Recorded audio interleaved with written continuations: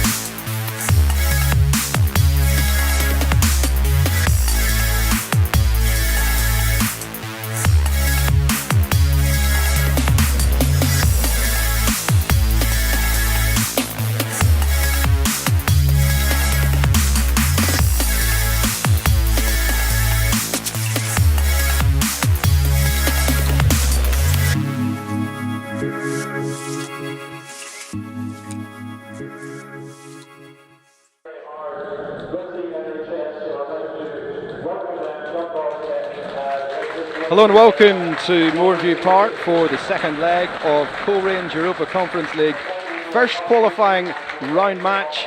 It's against Velez Mostar of Bosnia-Herzegovina.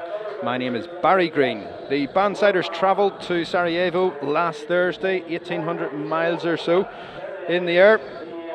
And it was a frustrating evening despite taking a fabulous early lead through Ben Doherty. 2 spot kicks from Brazilian Brandiao and a sending off for Lyndon Kane made it a slightly disappointing evening at the office. However, this tie is very much still alive, and that is thanks to a heroic last 25 minutes from Oran Kearney's 10 men.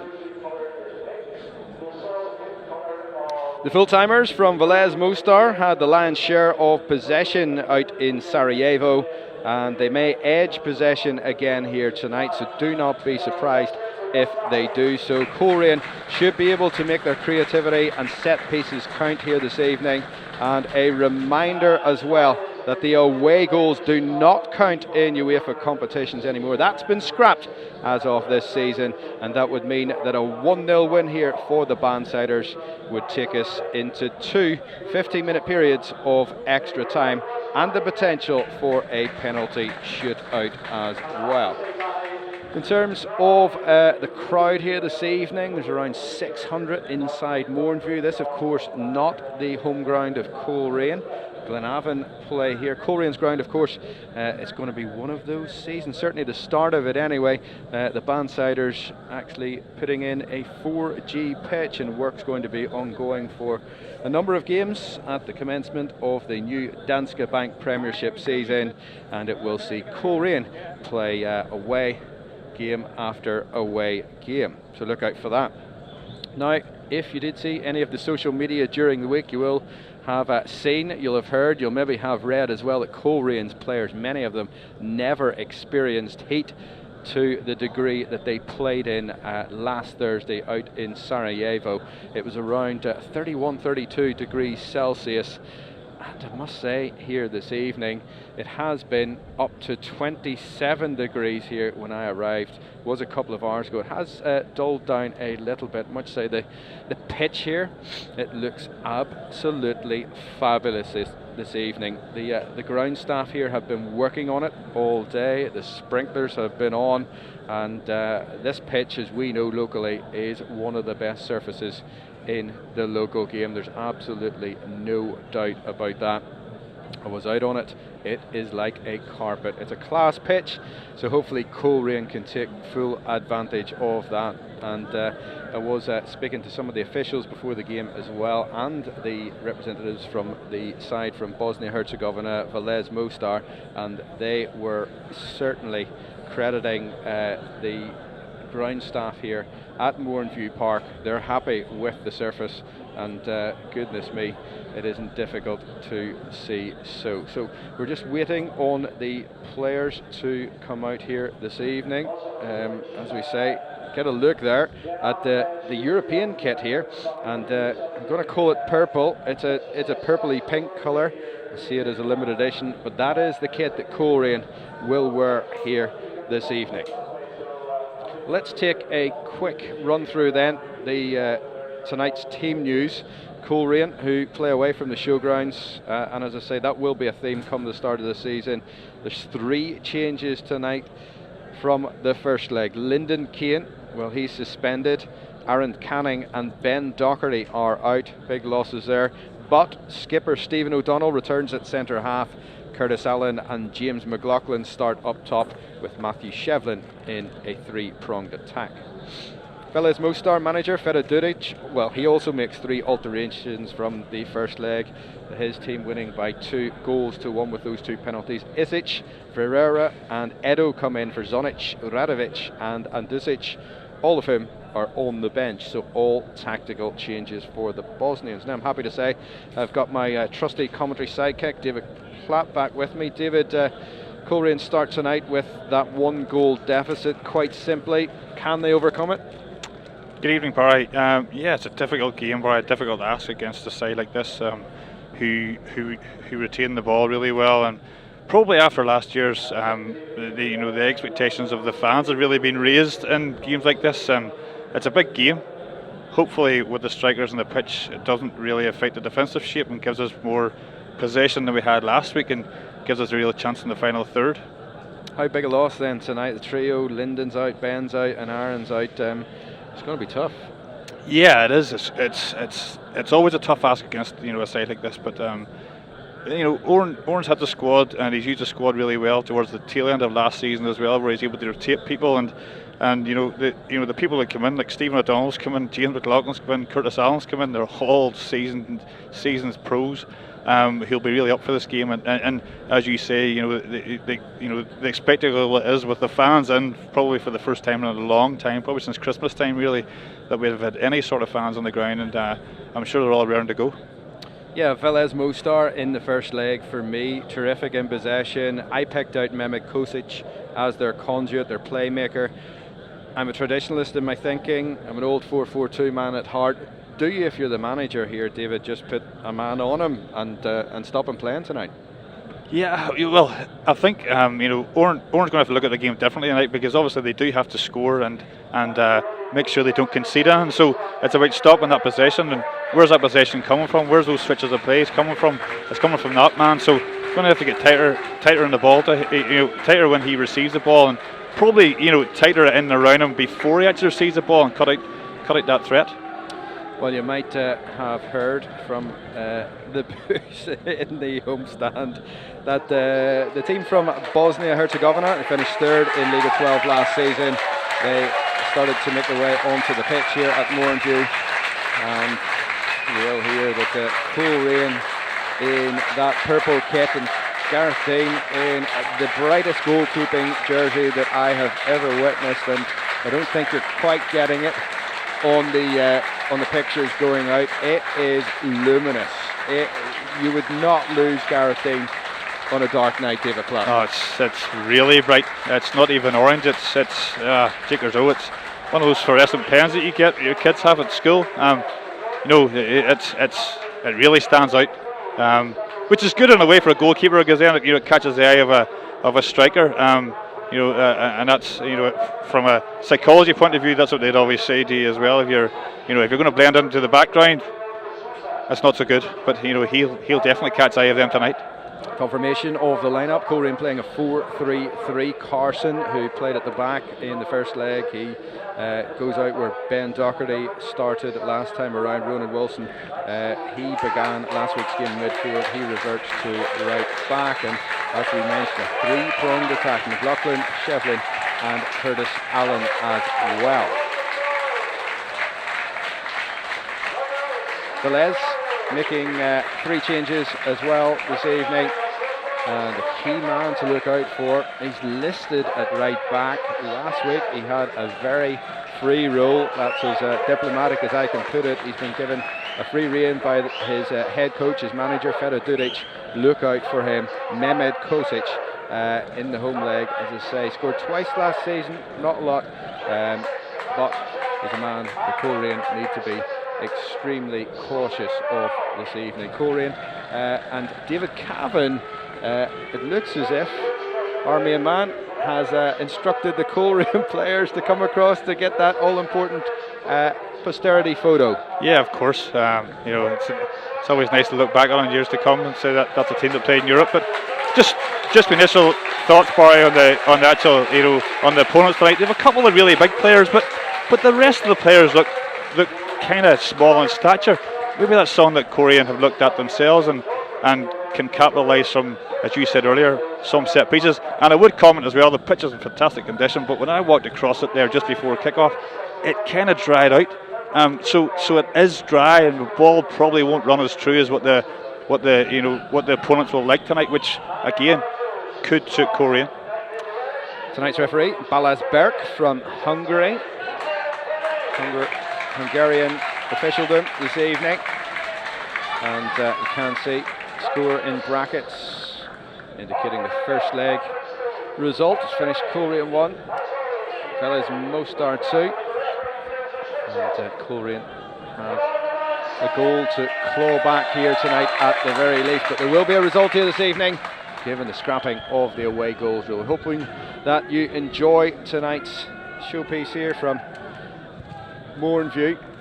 It's coming to you, if you're watching, on Coleraine FC's YouTube channel, free of charge, and I must say I was delighted that happened earlier on, David, given the support that Coleraine and us in particular have received during the campaign in streaming and broadcasting the games. Yeah, fantastic gesture with Coleraine to make sure it goes out, to all the fans who couldn't make it here tonight. I know a few who had mistakenly bought some tickets and thought that the game was at the showgrounds.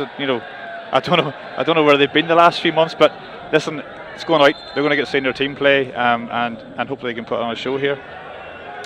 Yeah, a reminder there are some other games going on this evening as well. The New Saints beating Glentoran by 2-0. That's in the very last minute, and it means the New Saints leading Glentoran by 3-1 on aggregate. It looks as if the Glens are going out at the first qualifying round stage. Now, early touch is for Brandel. And James McLaughlin, won't surprise you, David Platt, first Coleraine player to get involved in a robust challenge. Yeah, and you can see Oran set up his team ready, where Glagan's dropped on the right hand side and Matthew Shelvin's dropped on the left hand side with the two up top. There's a few early challenges from both sides, and referees stamping authority on it really early and saying that's it, no more. I hope it doesn't turn into a stop-start game where there's loads of petty fouls.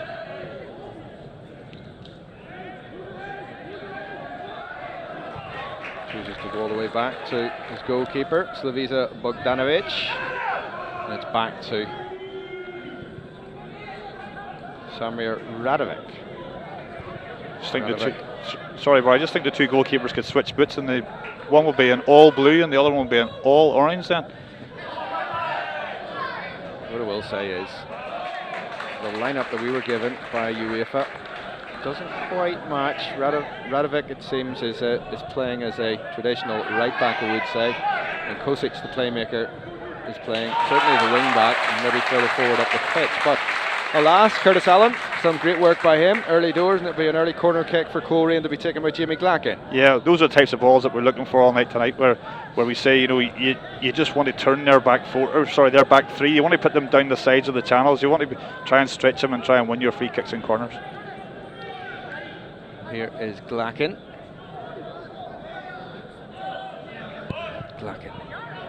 Deep ball towards McLaughlin, all the way across the back. Should be taken out of his own half by Kosic. Here's Lowry. Into Allen. Allen. Tarek Isic gets across. Lowry again. Clear ball from Lowry. He's taken up by Brandio. The Brazilian who got his name in the score sheet. A couple of penalties in the first leg. How did you see them, David Platt? The first one for me was controversial. Yeah, the first one didn't look like a penalty at all, Barry. I know the referee has to make a decision really quickly, but when you see it back again, it wasn't a penalty. The second one again, you know, it's hard to see with the camera angle that we had, but I think probably did just clip Linda's hand. But you know, again, you know, the first one's a killer. Yeah, it was a pity because Coleraine had started so well. That goal from Ben Doherty, hit the target 17 times last season. That was not surprising to me, but it certainly caught the Serbian goalkeeper Slavica Bogdanovic out. Defending to do for Ronan Wilson. Hasanovic had possession, and that's great defending from Jimmy Glacken. Glacken, he's up for this. Great ball from Glacken towards Shevlin. Matthew Shevlin to McLaughlin. Now it's with Curtis Allen. Just didn't look up, James McLaughlin. Just needed a bit more composure there, David Platt. Yeah, he did, and you know, Barry, it's interesting to see already. You know, you touched upon that Kosic was the main man here on the right hand side. It looks like everyone's going to go through the captain in the centre of the park where he's dropping in, and again he's really causing Curtis and James a problem here, because which one of the teams is going to go to him? Are they going to stick with the centre backs, or are they going to drop in and pick that man to stop that play coming out? Personally speaking, I would rather one of them just dropped ever so slightly deeper. Well, Velez Mostar, leading by 2-1 of course on aggregate, have won a corner kick on the far side of the pitch. It's Edo. He came on as a substitute in the first leg. He looks for the big man up from the back, and the clearance should be made, and is made, over the halfway line. I think that was James McLaughlin. No holds barred. That'll be a throw in, taken by Kosic. The ball is with Tarek Isic. His first season at Velez Mostar. Club founded 99 years ago. Said finished third in their league last season. David, what an absolute piece of skill that is. Goodness me, Kosic, he's the man that we talked about from the off. How good was that? What a pass, what a touch, and really the centre forward Brando should have done far better. He got slightest touch on it, and nearly thought he was scared to head the ball. If he'd had it at all, it was the back of the net bar. What a fantastic two passes to get in the box. I tell you, this guy Kosic, he looks the real deal for me. If I was a scout across Europe, I'd be certainly looking at him. Definitely would. 24 years of age, so plenty of give in him. Challenge. It's one that the hosts do not like. A challenge made by Samir Radovac. I thought it was a poor challenge, but I really did catch Curtis there. You know, and right in front of the referee as well. Just as we see it again here.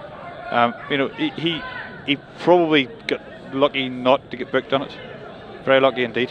You know, go back to the shape, go back to the way that, you know, that the Bosnians are playing. They're stretching the pitch really wide. They're looking for those diagonal balls. They're looking for those quick switches of play.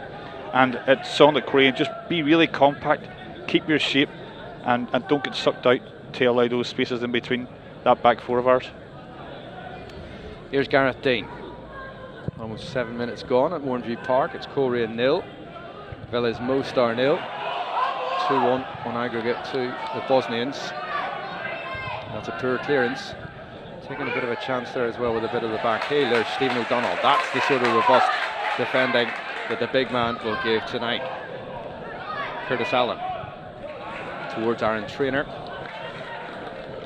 keep it in here. Strong from Curtis Allen, but that will be a goal kick. That's better from Coleraine. Yeah, again that link-up play down the sides from Trainer. It's it's what we've become used to over the last couple of seasons. And he looks fit, he looks lean, and he's looking up for this game. Another look at that sumptuous piece of skill. And you've got to say, I would have put that away, David. I think he would have too, but I just think he didn't just head the ball away. He just maybe just didn't believe in himself enough. But he made a great run across that front stick, and Coleraine can count themselves really lucky that they're not 1-0 down. Yeah, well, the Brazilian Brando, he scored twice in the opening leg, both from the penalty spot, and I was not impressed by him, I'll tell you that for nothing. There's a yellow card coming from Stephen O'Donnell, and it's one of those. I do think that his marker there, Edo, he did get beyond him, and O'Donnell thought he was maybe caught out for pace, and he gave him a bit of a tug back. I think that's it. Yeah, he did, but there wasn't a lot in it. But yeah, he did get the wrong side in any sort of contact at all, and obviously the player went down, and it's the first yellow card of the match. Again, a dangerous area here for a goalkeeper. Does he go with right foot around this near post, or does that left footer test Gareth Dean in the other way? So you've got the two now. You've got Brandao, you've got Kosic. Six men in the wall. And Gareth Dean. He's setting it. Referee has the white spray out. It's the all-important piece of the action there. I think it'll be Brandao. Just seen James leave outside of the wall. Here is Brandao. No conviction there, and he was through. Goodness me, Gareth Dean made an absolutely fantastic save there. The ball ricocheted into the path of the Velez Mostar player, and that was a fine stop from the one-time QPR trainee. The corner to Velez Mostar. I think it was Harisov China who had the effort on goal. Here comes the corner. Radovic. There's a training ground move, and that was better from Brandao.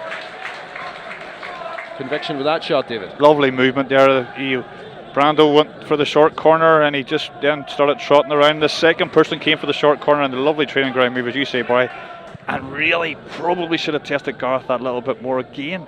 That's a couple of efforts now, and Gareth pulled off a good save there a couple of seconds ago. But those are early warning shots for Coleraine. You can't give this side a second. Don't let them get into the rhythm. Don't let them get any balls on their feet. Let's try and hustle them and bustle them into playing our style, which is getting the ball forward really quickly and down the sides. Well, certainly know they're in a game here, but the Bosnians started brighter in terms of chances. Coleraine just need to calm themselves down to take possession of the ball.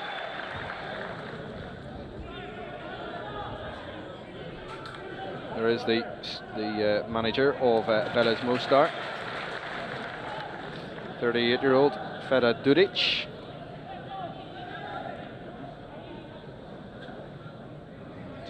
Look at his opposite number. The methodical Oren Kearney. His second spell, of course, at Coleraine. And for that spell in the SPL with St Mirren. Didn't end the way the club nor Oren wanted it to. He's doing a great job there, David Platt. Yeah, again, sort of ended rather abruptly. Everyone thought he was going to be making plans for the following season. And that looked like a foul. Yeah, Like the referee. You can't blame the referee there, Barry. He was unsighted, and the assistant made the call for him. It's definitely unsighted across his body, and you see through a few players he's looking for for help. It's the skipper again. It's Samir Radovac, the former Radnik player, and a guy who seems to like a challenge, David, in the early stages here. Yeah, again, just those last few seconds there, Coleraine are starting to impose their game, which is hurry them. Don't allow them to settle on the ball. Get in around them nice and quickly, especially whenever they're building their play.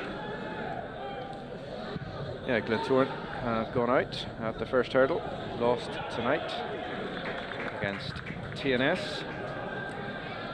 by 2-0. It's 3-1 on aggregate. Larne currently playing Ballatown. Larne went into that game with a 1-0 advantage, scored by former Coleraine player David McDade early on in that game. It's currently 0-0 in that one, so Larne winning on their European debut. Yeah, again. There's a foot to the head there. That's good. That's good. You're breaking up play now. You're breaking up play. You're winning a few free kicks. You're unsettling them. You're unnerving them. You're not allowing them to get into that rhythm, and that's good. Jimmy Glackton will take this free kick. It's you can see how high the Velez Mostar player climbed into the back of the Coleraine man. Here is Glackton. Not enough air on it, is there? Shevlin did get to it and get to the second ball as well. Whatever will do for the visitors. That's back with Shevlin. A bit haphazard at the back here. And this will afford Coleraine a shooting opportunity. Foul this time was on Jimmy Glackton. And Dario Ferreira, the Argentinian, looks to be the man to be picking up the second booking of the evening. He joined Stephen O'Donnell in the book, and it was merited, wasn't it, David? Yeah, and after 14 minutes, Barry, we have 2 yellow cards. This is looking to be going to be a long evening for a few of them, especially whenever there's a few challenges coming in as well. Great position for Coleraine, great position for Josh to put that ball on the money, and let's see if we can get it down that channel, down that area where you're asking the question of the goalkeeper. See, for me, I'm taking a shot from here. I want Josh to come up and smash it left-footed, but it's looking as if Glackton's going to bend this in. I want somebody coming deeper, Barry, on deep. Those last few balls played in were high and beyond everyone. I want to see where Rodney Brown's standing. Yeah. Just come a couple of yards further and just like a steam train across those goals. Well, Rodney's coming at the back. Big number 5 almost gets there, and David Platt, that's why you were a manager and I'm not. Decent ball in, made them defend it, Barry. That's what we want, another corner. Yeah, this is good concerted pressure from the bandsiders. And Jimmy Glackton comes up to take this corner kick. Glackton. O'Donnell's up. Header behind. Oh, it's back to Glackton again. Sajmovic. There's Glackton. Well, he says that the ball was robbed from him legitimately. It's a big hit downfield, and Gareth Dean's been caught out. Goodness me, Ovchina had a fantastic opportunity there. He rounded Gareth Dean, and was it Ronan Wilson getting back? Gareth got really lucky there. His start position was good, but he just waited. He waited in his box. He would have been better coming on out. Need to be careful here in Coleraine. Again, I like the way the Bosnians break, Barry. They break both sides high, two runners and the man through the middle, and they play those balls really quickly and look like it's support. It's a 3-on-2 nearly every time in their favour.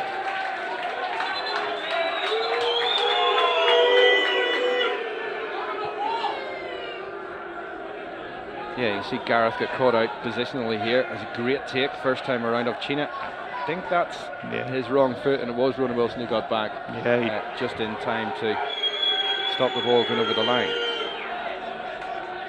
From being in a good position in the far end where Jamie was looking for a better crossing position, he'd just been better just putting the ball into the box, and because we had a wee bit of concerted pressure at that stage, we just gave it away too cheaply.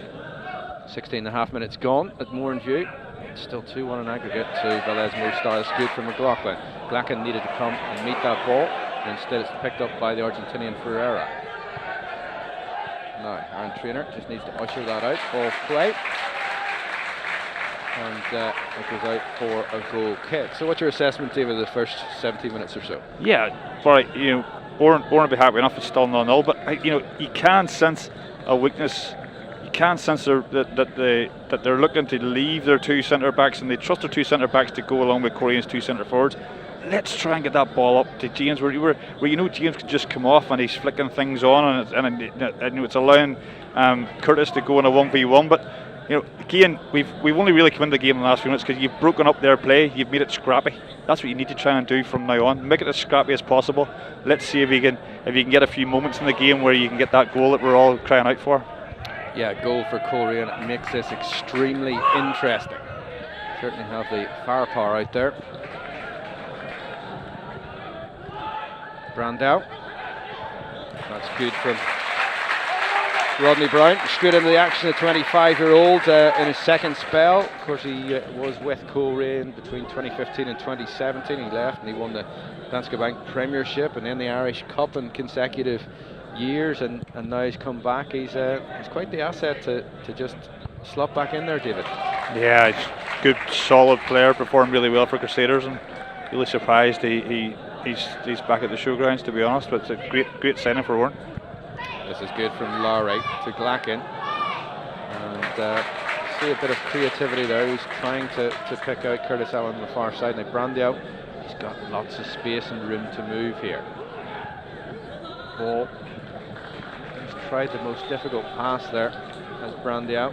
It's always going to be a difficult one to pull off. If that had been the overlapping player there, he'd have got an earful. By that player on the outside made a 50-yard run to go round him and was in space as well, just late in his path.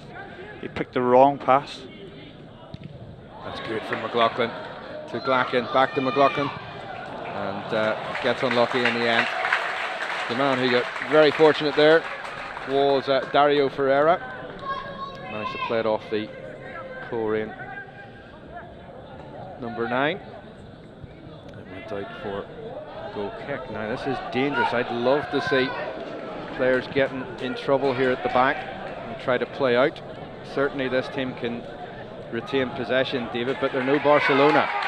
No, great to see Stephen Lowry going and really pressing that ball. Good from McLaughlin. Now it's with Curtis Allen. Oh, goodness me. Curtis to Glacken. He was trying to pick out Matthew Shevlin. That's a move there that it just broke down too soon, David. Orange clearly talked about that. Don't allow him to play it from the back because they've gone high. James and Curtis gone really high. They're actually not allowed inside the box, so that's why the referee's calling it back here now. But Stephen Lowry's gone out of that midfield area, going on top of and forced them to kick long. We've a better chance of winning it back. I'll tell you something, that's great management for me. Now I see that happening, that's exactly what I would do. Stop that. They think they're going to play from the back. It's not going to happen. Yeah, certainly for me, David, they haven't enjoyed the same type of possession so far that they did do in the same stage out in Bosnia. They've been decent enough, don't get me wrong. That's a great ball there around the corner. Great layoff. And Edo was there, it's still not out. And it's out now, and it's going to be a goal kick. Yeah, but again, Barry, we go back to it. Radovic, the captain, started that move on the halfway line, and you can't give him that space. He broke the first tackle, and all of a sudden there's 2 or 3 passes later, and then you're back inside the box. He was actually the player again who was on the end of it. You've got to track those runs as well. Now he's kind of sensed himself that he can't be in just picking the ball up off the back 2 centre backs. He's now starting to make those runs forward, so you just got to be cautious of that. Half time in the Larne game. It's Larne 0, Ballatown 0.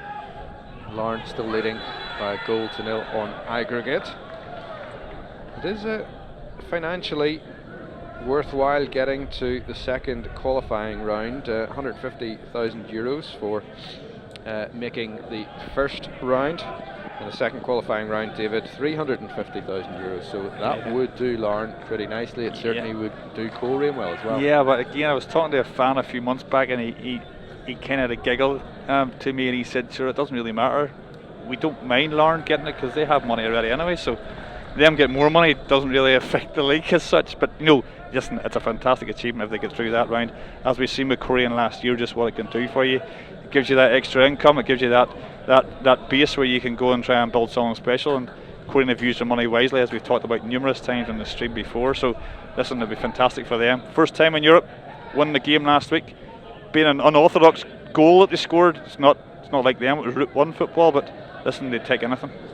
Exactly. As with Coleraine, still trailing a goal here. Incidentally, if he did happen to make it to the playoff round, €750,000, and in the group stage is £3 million and €500,000 a win if you get that far. So this, of course, the third tier of European football had been talked about in previous seasons. This is the inaugural running of the Europa Conference League, but I see it as a positive, David, particularly for Irish league clubs, for whom, for many a season, we would see them go out after one time. Yeah, it gives you a chance, Brian. It gives you a bit of a lift that you actually, you can prepare for games well.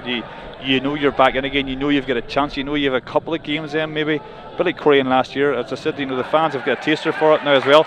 Albeit we weren't in the stadium. We were lucky to be in it. Well, I was lucky. You weren't, obviously. But it was fantastic to see, and it'd be great if you could get to a situation where we're able to travel to those games in seasons to come.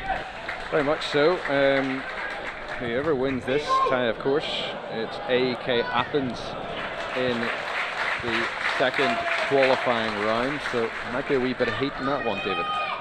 Yeah, I'd be sure. You said it was 32, 33 degrees. I'm sure it'll be 40 odd degrees. I wouldn't fancy playing that, bar.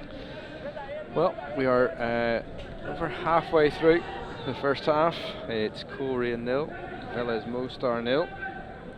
The side, it's well worth mentioning, actually reached the UEFA Cup quarter-final back in the 1974-75 season. They're beaten by the eventual runners-up, FC Twente, by 2-1 in aggregate, having won actually the first leg. Borussia Mönchengladbach won the final, beating Twente by 5-1. But they show you, they haven't qualified for European football for 33 years, I have to add, but it's quite a bit of history, that, isn't it? Yeah, and I also seen as well, I think in the early 80s, I remember Coleraine playing Lokomotiv Leipzig a couple of times in a row.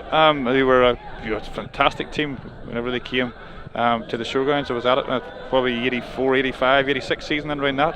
And they beat them in 82. They actually beat them in 82, so they must have had a fair team themselves in the early 80s. They tried to buy free kick there with the Bosnian centre half, and Shevlin tries to go down the line. It was Samir Zeljkovic, number 6, actually a Bosnian international. He was called up for a friendly against Iran and made the Nations League squads for games against Italy and Holland. And just lost control of the ball. You can see he was going to go down easy. The referee wasn't going to be bought.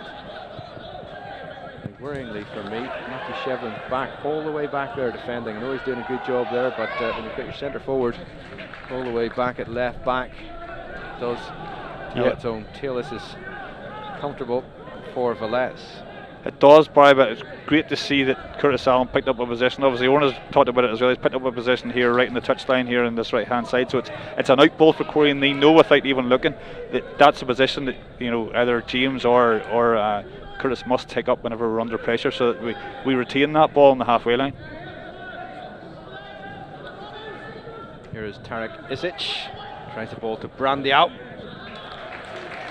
Stephen O'Donnell arms up in the air. Show the ref it was a clean challenge. He was ushering Brandy out away from goal. He needs to be careful. Yeah, the movement was good again. Decent ball, just ran away from him ever so slightly. But yeah, again, you're giving the person on the ball too much time. They're picking those passes in. That's the killer for me. It's not the pass itself; it's the time he has to get his head up and select that run. And there's plenty of runs for him to select. Those players can come in off the wings as well. There's Laurie giving chase, and Josh Carson. Fancy that. Velez too well again. There's some size, that guy. David Platt, Tarek Isic, 26-year-old, and must be 6'4", 6'5", I would say. He's a big lad. He's about the biggest in the squad. Get the ball. Coleraine content to sit and basically to soak up pressure. And they did this extremely well. Worked as a tight unit in the first leg. McDonald goes across to deny the corner kick, and Glacken plays the ball to Wilson, just too much on it from Wilson. It goes out on the far side. Ironic cheers as Brandale just slips, loses his footing. Here comes the throw. Carson back to McLaughlin. Carson will look for it again. Wasn't really given best of opportunities. And there's Rodney Brown. Goodness, that must have been close. I want to see that one again.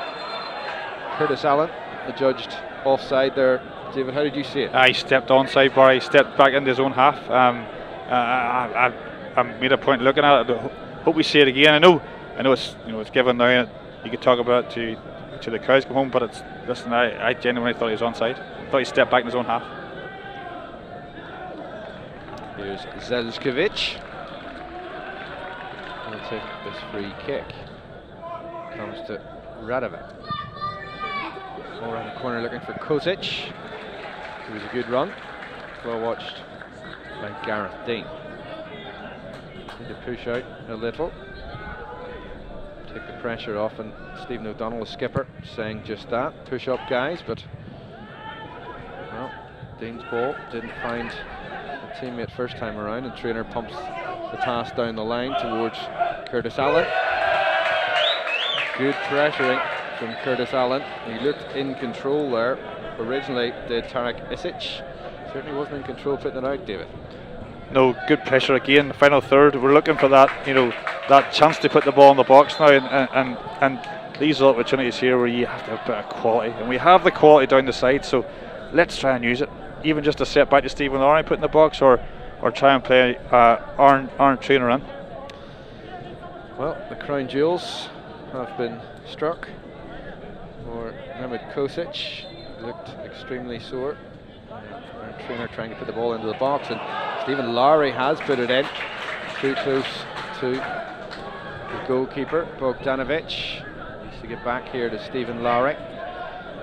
Got men coming forward in numbers here. Try to pick the wrong pass, and Rodney Brown, that's a super challenge. Curtis Allen, he's got 5 men round him. He needs support, does Curtis. Oh, little nibble there from Matthew Shevlin. I think it's the right decision in the end. There was a bit of a nibble, David. Yeah, he just pushed his foot forward. He was lucky boy that he didn't actually catch him, or it could have been a yellow card. Curtis Allen working tirelessly there on his own, trying to hold the ball up. Super. Half an hour gone. 0-0 in the second leg in the UEFA Europa Conference League tie. Coleraine playing in unusual shade of pinky purple, trailing Velez Mostar 2-1 on aggregate. Just hope it doesn't come down to it. One of those controversial penalties wins it for the men from Bosnia-Herzegovina. Rodney Brown asking a lot of Curtis. Curtis having a bit of running down that flank just moments ago. And need to sit back in and regroup once more. You can just see how deep Jamie Lacken and Matthew Shelvin are. They're right in, nearly 5-10 metres from their own fullbacks, and trying to deny them that space in the wide areas, because they seem as if they can move people about. Their centre forwards coming off short, and the wide players are drifting inside. And really, the killer ball is that ball in between the centre back and the fullbacks at this present time. The Bosnians happy to keep it at this point. We'll go to Haris Ovchina. He had a fantastic chance, of course, after 8 minutes. Saved by Gareth Dean. Here's Radovic. Kosic. Neat interplay. Definitely tried to go down there. Did Ovchina. And home fans here calling for a yellow card. Simulation. That's a late challenge. That time around by Dino Hasanovic on Josh Carson. Lacken. Great ball into the box! And Matthew Shevlin with inside the 6-yard box, and Bogdanovic comes up with a save. Best chance for Coleraine so far, David. Absolutely super play. Stephen Lowry starting it there with a little ball around the corner. Josh Carson super play, as we talked about, down the channels was where the joy always is for Coleraine in the past 2 seasons. Got the crowd up now as well, Barry. Let's see if we get something from this corner.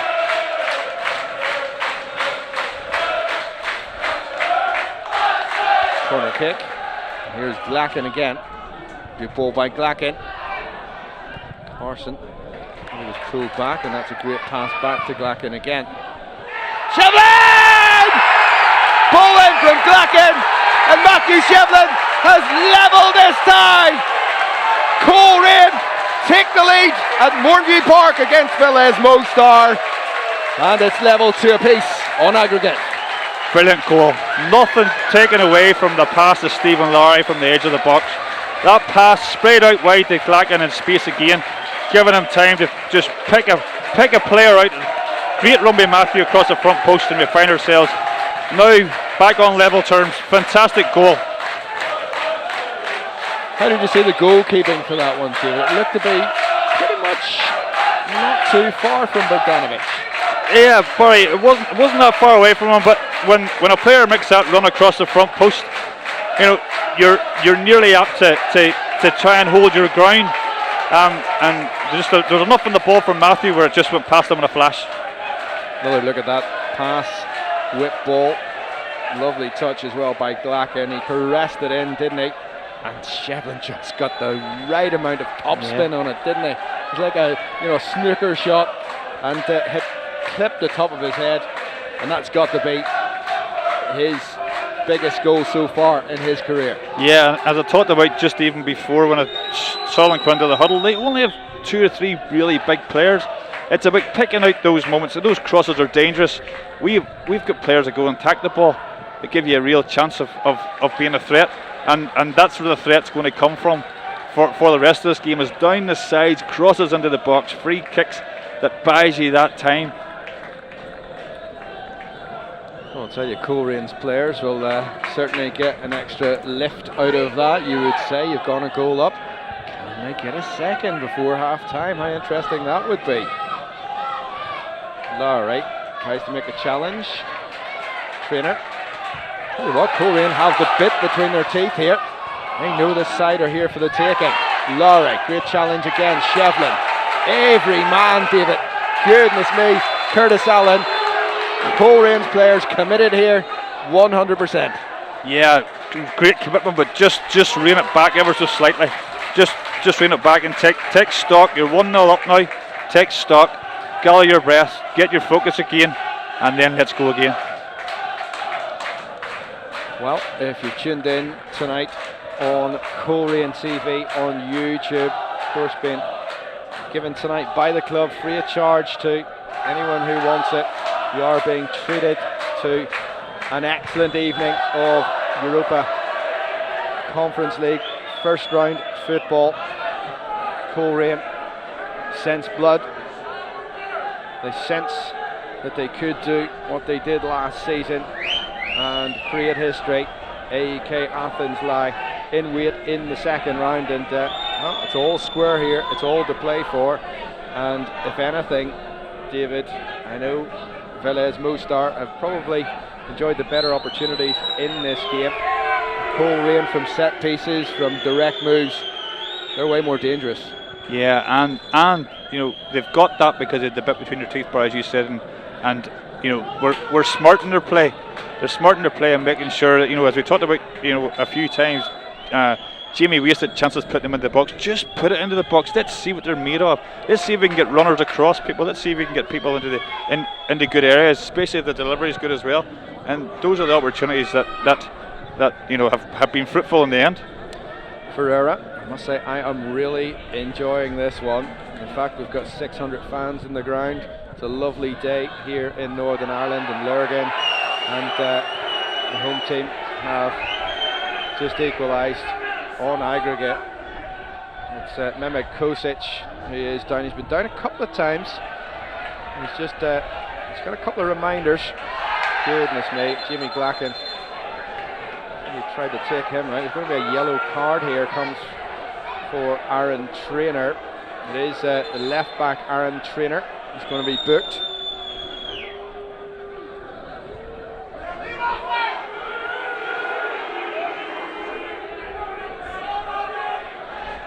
might just be me, David, but continental referees, they certainly like putting their hand in their pocket, don't they? There was very little in that. There was nothing in it. Absolutely nothing. That we bought that, Barry, to be honest. And you know, I thought from the spillover from the Euros that, you know, referees are going to take a look at it and see, let the game flow.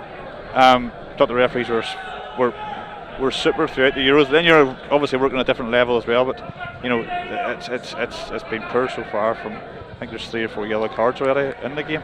Yeah. There is Aaron Trainer totally perplexed. Obviously that decision, not happy with it. If that's a yellow card, David Platt, the one earlier in the move before the goal, Dino Hasanovic made a challenge. That was a book. That was a booking. That was straight in for me. Yeah. And yet he didn't go to it, on Josh Carson, straight in the middle of the park. Yeah, definite booking, Barry, as well. You know, so the consistency's not there. You know, if you're going to give cards out really early, you have to be consistent throughout the whole game then.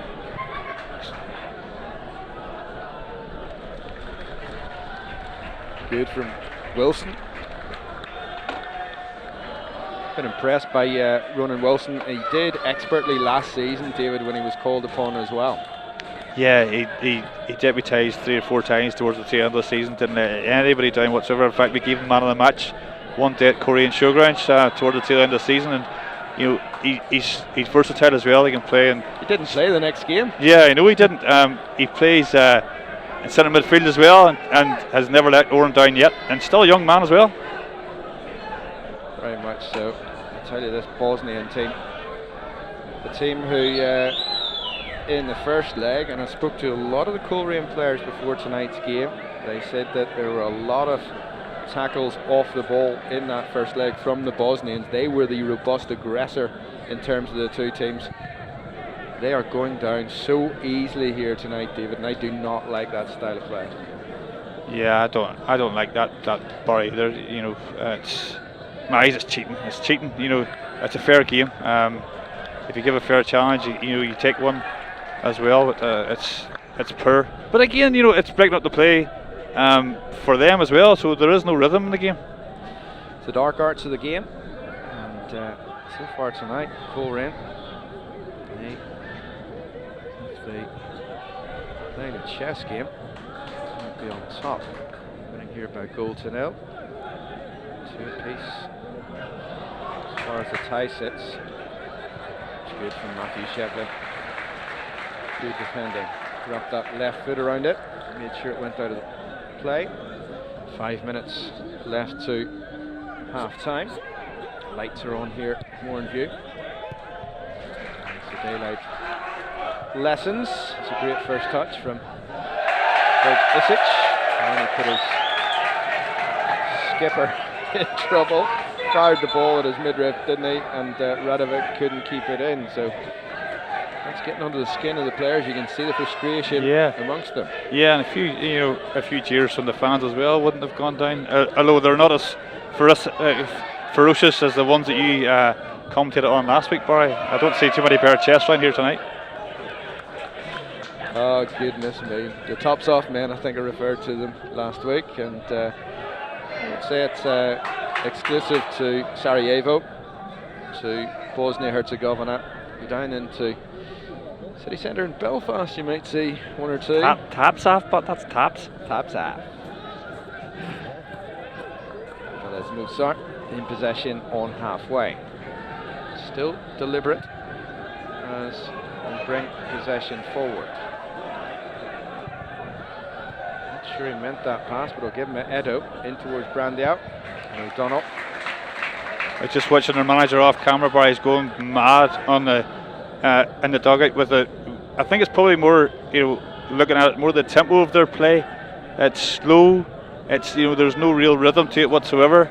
You know, and there is great movement up top, but the play's slow, so the movement doesn't really count for anything then. So I think this is suiting Coleraine. I think the faster tempo that the Bosnians played with in the latter stages of the first leg is the tempo, if I was their manager, I'd be trying to get them to replicate. Coleraine have been a match for it so far. Here is Ovchina, Shevlin. I think Coleraine's players to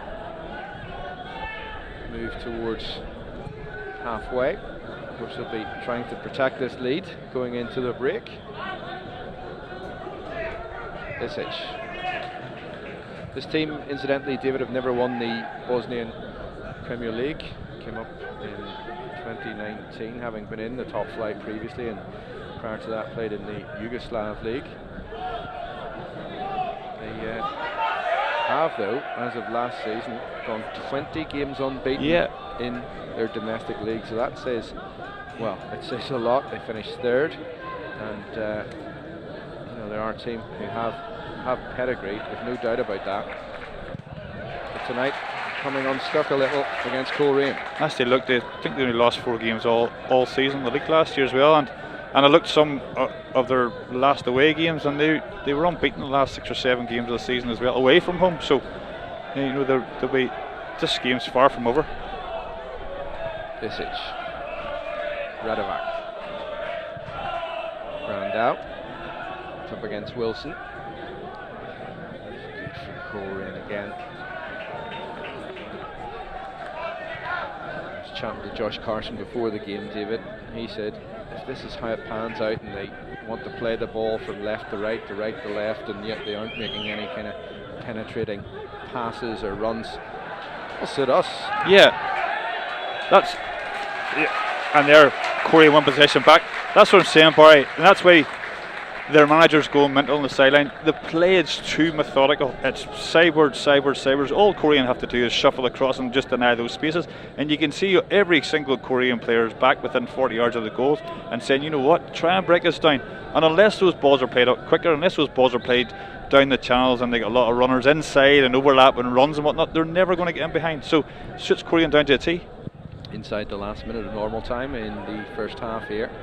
Too much on that from the goalkeeper, unfortunately. Still Larne 0, Ballatown 0. Almost an hour gone there, so Larne leading on aggregate by 1-0. Glentoran have exited after losing to TNS tonight by 2-0. That was away in Wales, losing 3-1 on aggregate. So Glentoran exit Europe at the first qualifying round stage. This is very much still on for the Bandsiders. 11 men back behind the ball. It's going to say 1 minute of additional time added on here. Oh, ball round the back, and what a save that is from Gareth Dean! That was an absolutely excellent cross. Just trying to pick out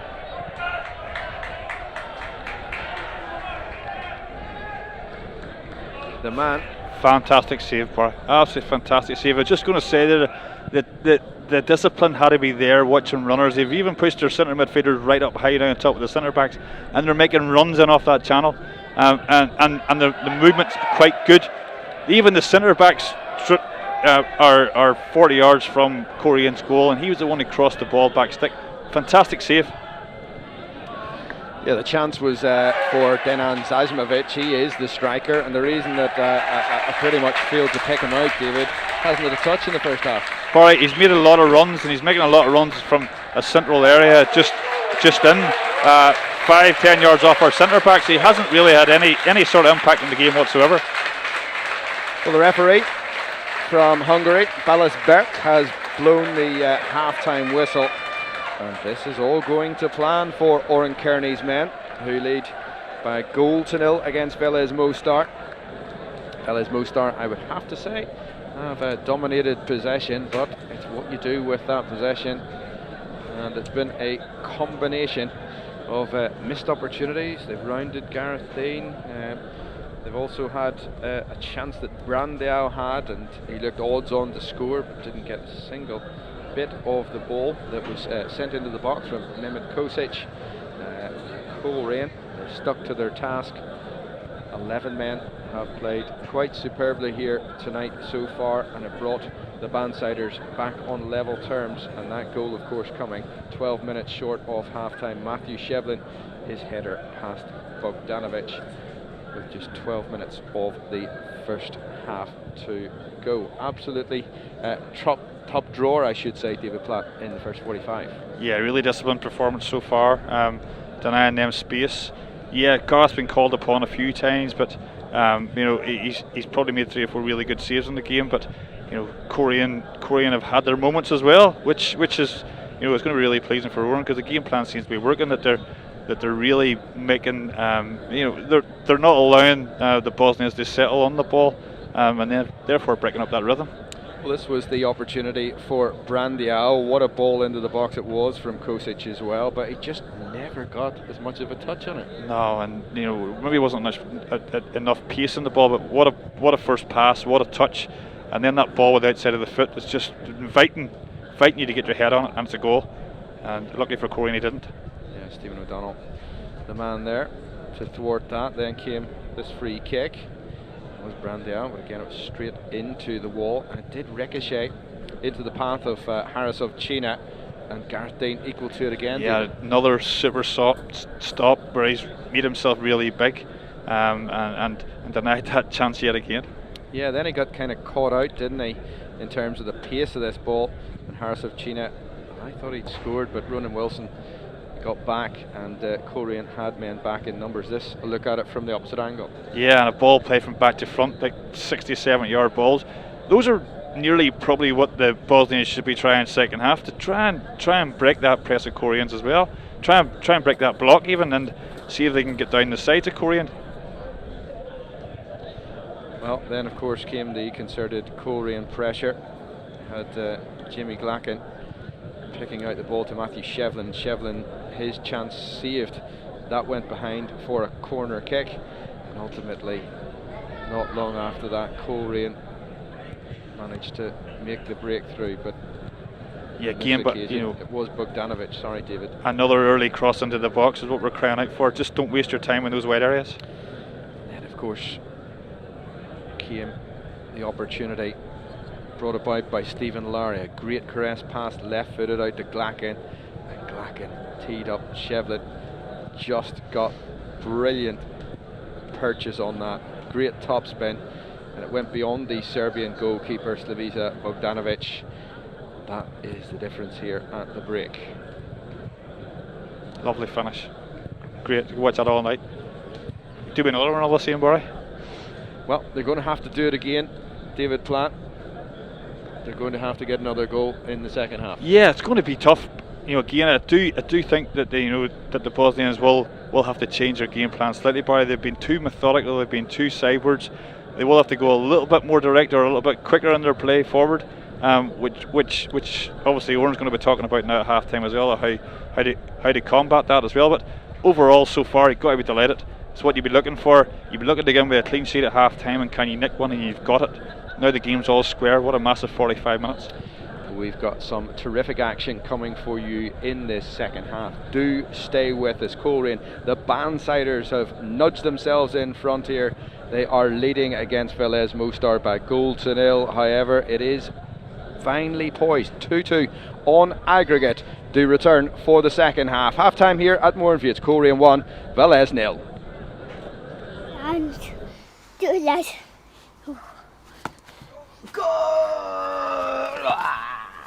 Who do you see? Who's this person? Mommy. And who's this person? Daddy. Okay, son. Is that better? A wee bit back. A wee bit back? You don't. Okay. Hey, Daddy. Talk. Okay.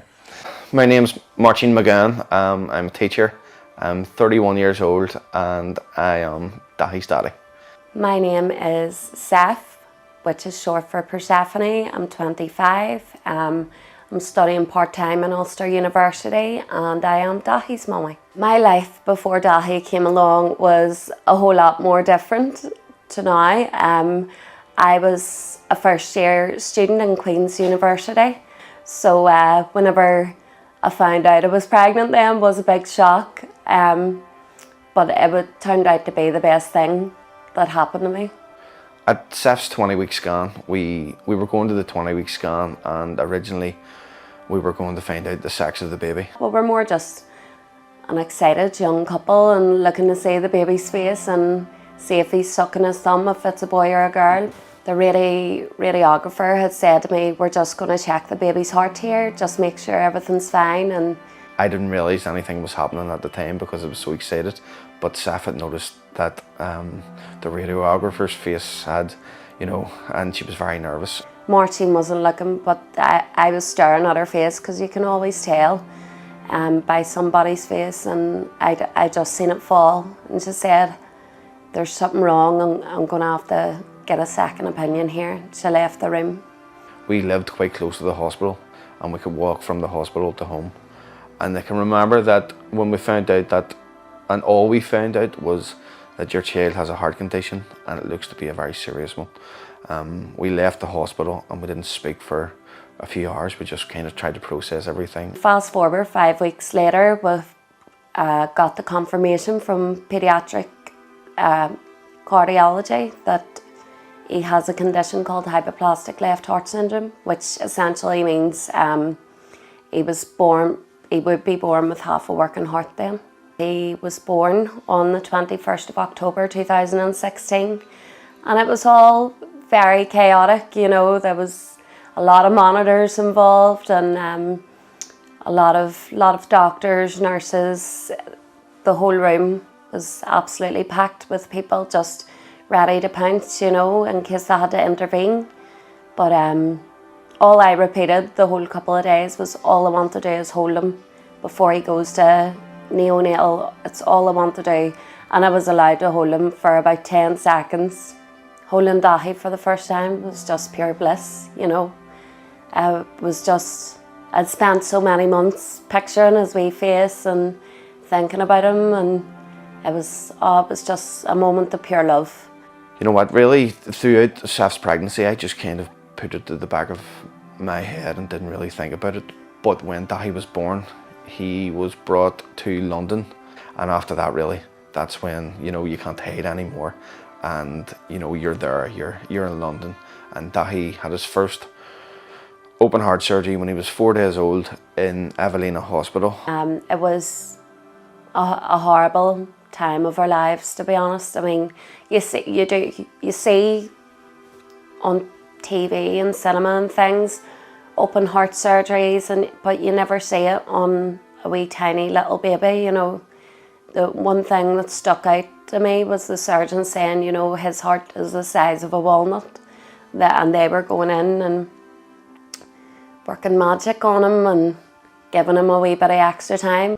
It went to plan medically, but Dahi's body didn't respond the way they would have thought. We had to sign consent forms, and you know, we were told all the risks and things weren't looking too good for him.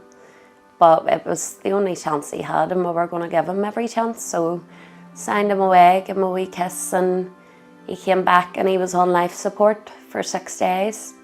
And that was tough, you know. His chest was open for 18 days. We could see his wee heart beating, and he was sedated, and really he was fighting to hang on, you know.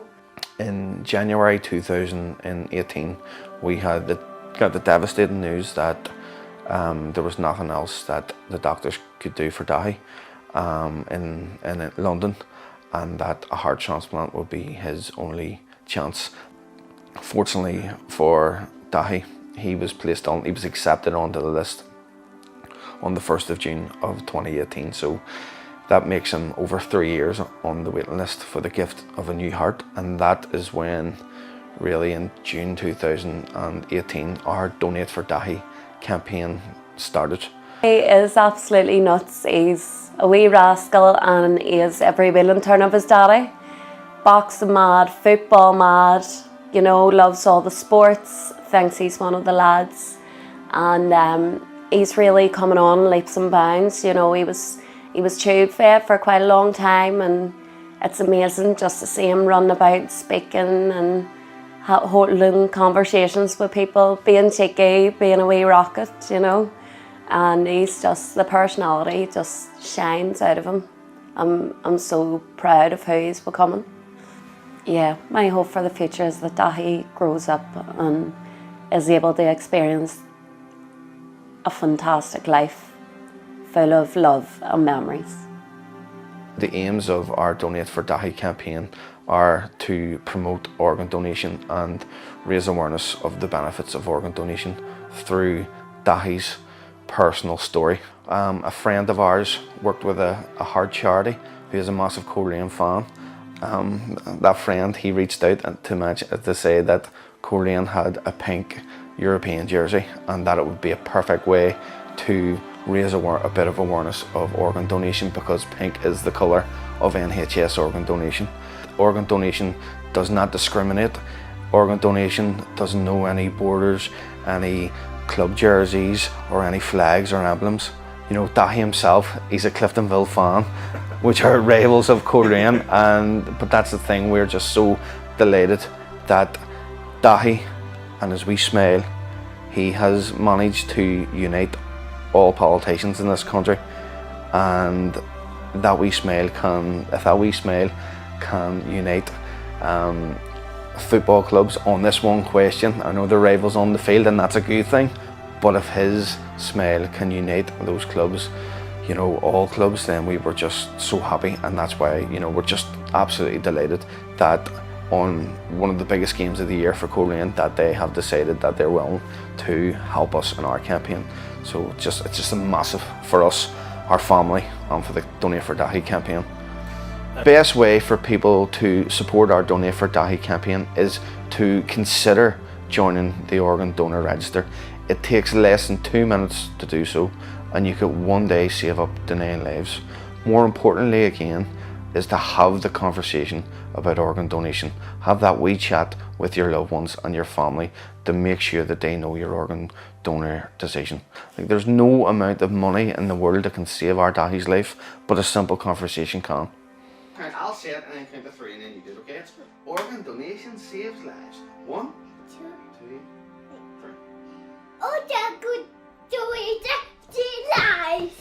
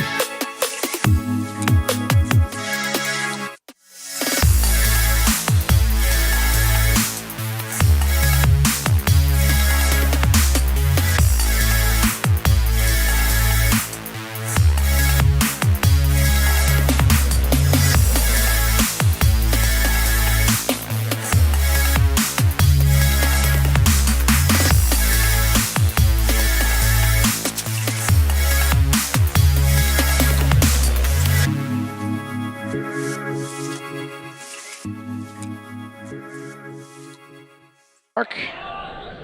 If you're just joining us, Coleraine leading here by 1-0.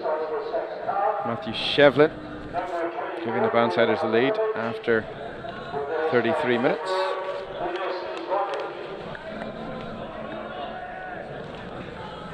Looks like the team from Bosnia-Herzegovina will make a change here. Going off is Dino Hasanovic.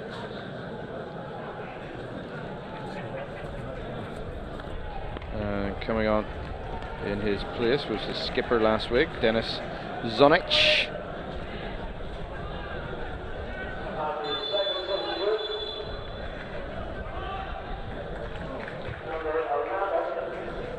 And the other change, Nemanja Andzukic. He's just come on for Haris Ovchina. Ovchina, of course, he missed a couple of chances earlier in the game. No changes for Oran Kearney at halftime, and that will not surprise my co-commentator David Platt. No, definitely not, Barry. Just as I see an early free kick here. No, Barry, game plan's worked so far. don't need to change it so far. You know, as you can see, the Bosnians have had to make 2 changes.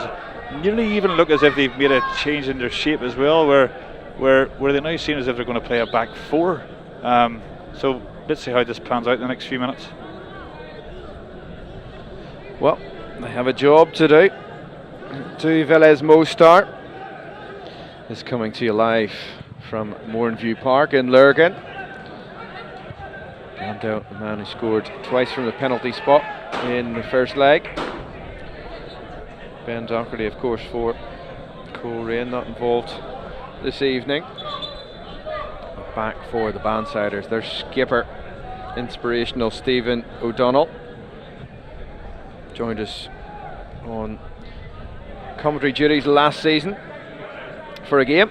We got to hear all about his time in London as a trainee at Queen's Park Rangers, and Gareth Dean, who's come to Coleraine via Linfield.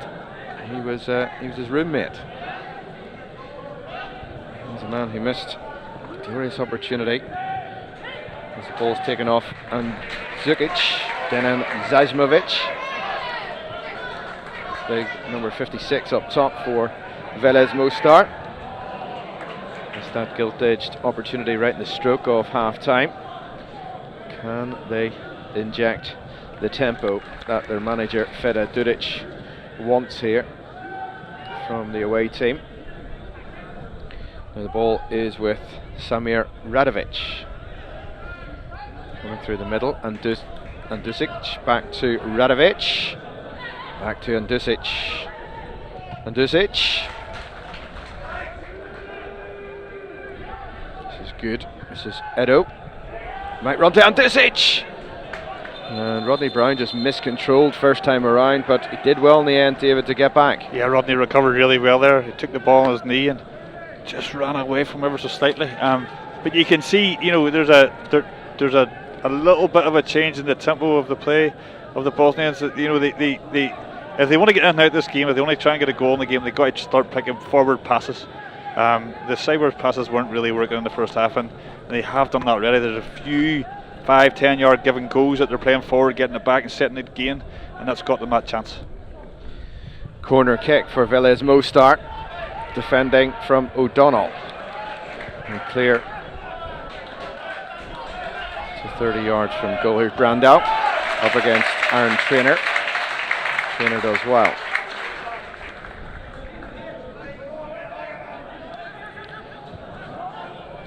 And Dusic just dwelt on it very momentarily. William Wilson did superbly.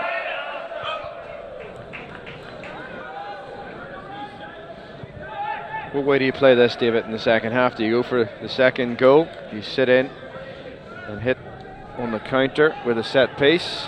I think you got to weather the storm here the first 5 or 10 minutes, Barry. Make sure your shape's nice and compact, nice and disciplined, like you were for most of the first half, and make sure if you do win the ball back, you've got that out ball down that channel, like, you know, like we talked about in the first half. But I'd be a tendency just to make sure that you don't give anything away nice and early, because they've obviously made the changes. They're looking for an impact in the game here themselves. So let's try and stifle them again. Let's try and make it bitty for the first 5 or 10 minutes.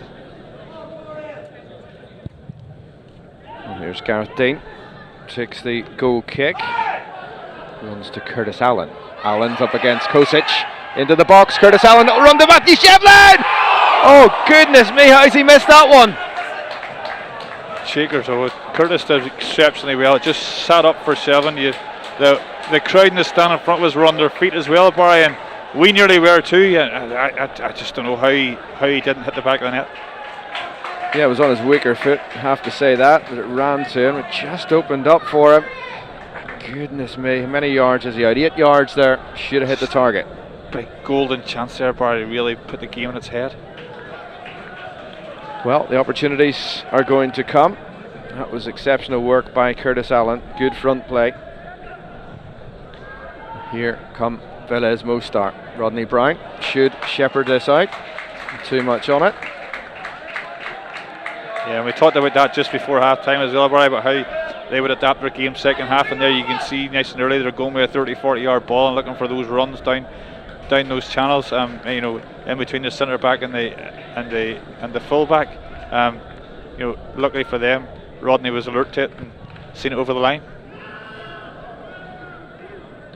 Curtis Allen comes to win this. Get it back again. Here's McLaughlin. Tries to pass around the corner to Allen. Just a reminder then, Coleraine with Gareth Dean in goal. Trainer, Brown, O'Donnell and Wilson across the back. Josh Carson, Stephen Lowry, Jimmy Glacken in midfield. And a three-pronged attack. Curtis Allen, Matthew Shevlin and James McLaughlin, of course, playing here in their one-off European kit. And home fans and Bandsiders players, and not just about fans everywhere around the world. If you support the men who normally don the blue and white, you'll be hoping to get the opportunity to wear the strip in the next round. And if that happens, there will be a big feat. AEK Athens lie in store in the second qualifying round of the Europa Conference League. Here's Gareth Dean.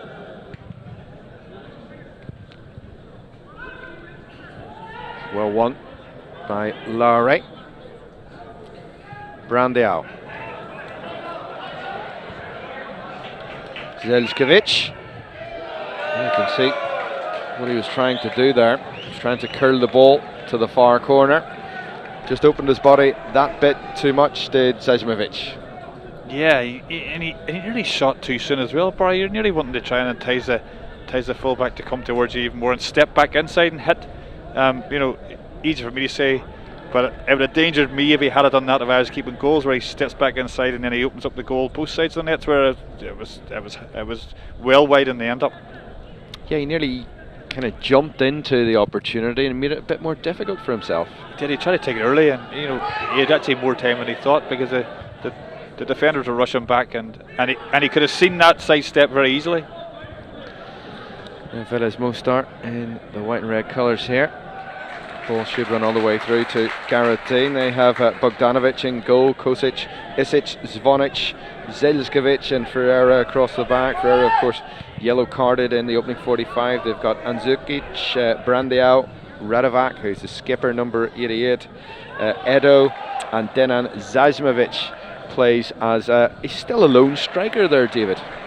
Yeah, again, there's not much support, and he keeps on running away from the ball as well. You know, your striker should be coming looking for it for feet. There's Brandeau, and the ball comes off one of the Coleraine players. I have the feeling it might be Stephen O'Donnell. Goodness me, and that's a sucker punch, David, for Coleraine after 53.5 minutes. Yeah, Gareth Dean seemed to have it all the way too until it took that wicket deflection and just was past him in a flash. Real sucker punch there for sure, Barry. Let's hope we can regroup and go again. Well, it means that Velez Mostar regain that narrow advantage by 3-2. Let's see who got the last touch. Not that it matters in the end, and it is. It's Stephen O'Donnell. Yeah, and you know, just talked about the chance that was there a few seconds ago, where you just settle yourself, control, and step back inside. You open up that goals, and Brando, it was probably still on target, you know, towards that far post, but Stephen O'Donnell really took that wicket deflection, and it was give Gareth Dean no chance. Well, Coleraine know exactly what they need to do. Need another goal here to level things up on aggregate. Stephen Lowry just can't take possession, and Dusic did.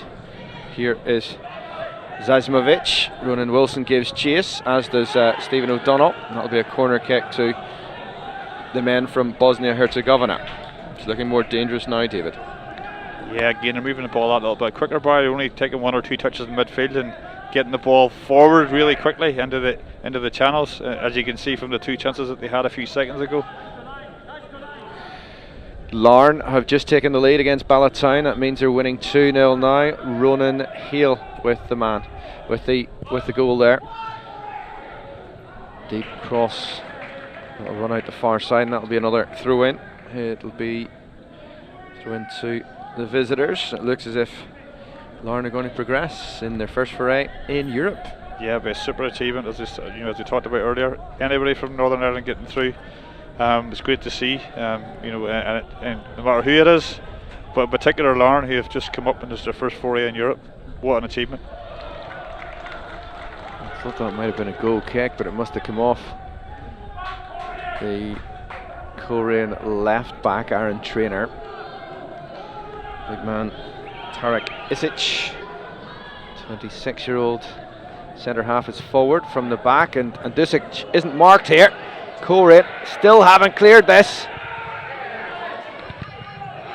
Goodness me, a bit of pinball in the end. It'll run to Brandiau. Are we giving the goal to Brandiau, David? Yeah, I still think it was on target by that far post. Just disappointed in that last set piece there. You can see if we see the corner taken again, where Matthew Shelvin's caught with two players on the edge of the box, and one runs towards the ball to take a short corner, leaving the other one free, just about 12-14 yards from goals, and that's where the danger came from. Coleraine were very fortunate not to find themselves another goal down. Yeah, it was looking delicate inside the area, and you did have to wonder whether a Coleraine player would make the clearance. Ultimately, Bandsiders did clear.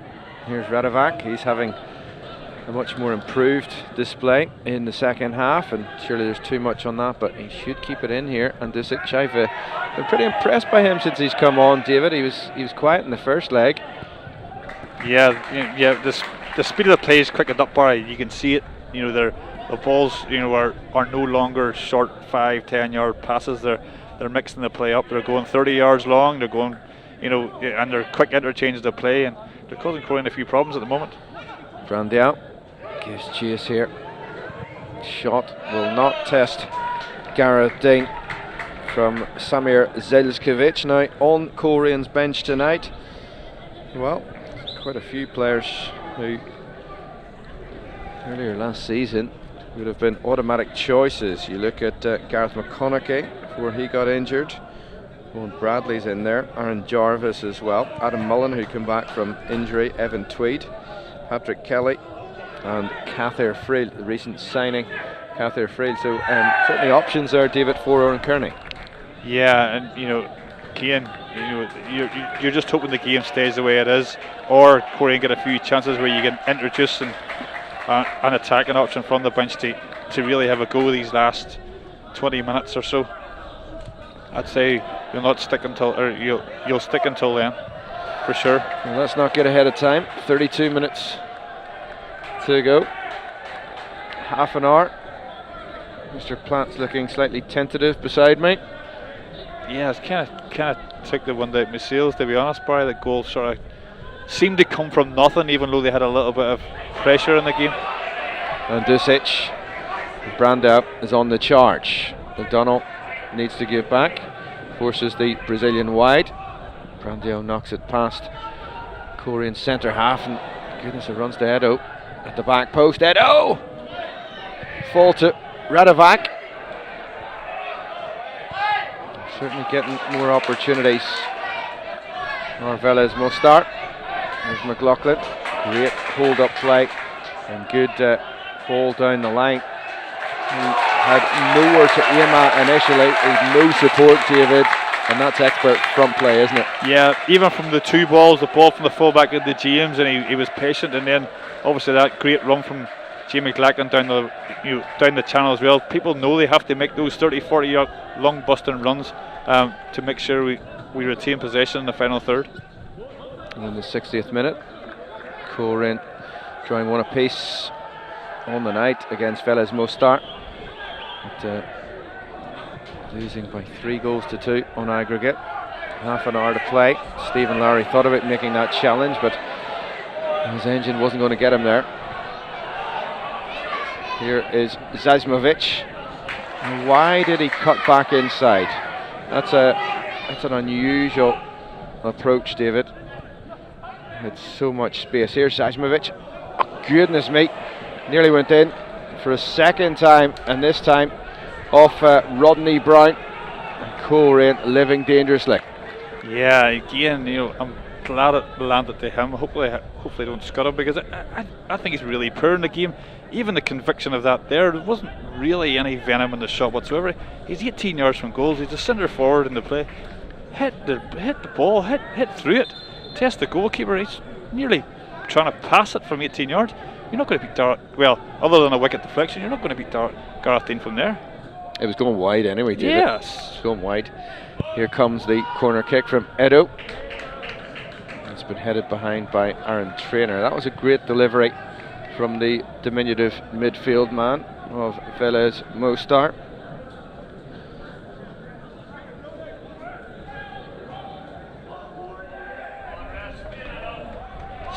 Just a little bit of the heat has been taken out of the temperature here, number one. And Colerane's surge towards Velez Mostar goal has been halted somewhat since that equaliser on the night. Edo, corner. Zonic got his head to it. He captained the side last week in Sarajevo. Carson will give the ball back to Edo, and he'll take a corner kick. David, what, if anything, in terms of the impact of having to play away from your home ground, does it have? Obviously Mostar did it out in Sarajevo. Coleraine have had to travel down the motorway to do the exact same thing. Does it matter? Yeah, Coleraine would be prepared for this. You know, they obviously would have played here numerous times as well. They'd be familiar with their surroundings. So it's, albeit it is an away game. I'd say there's little impact on the game whatsoever.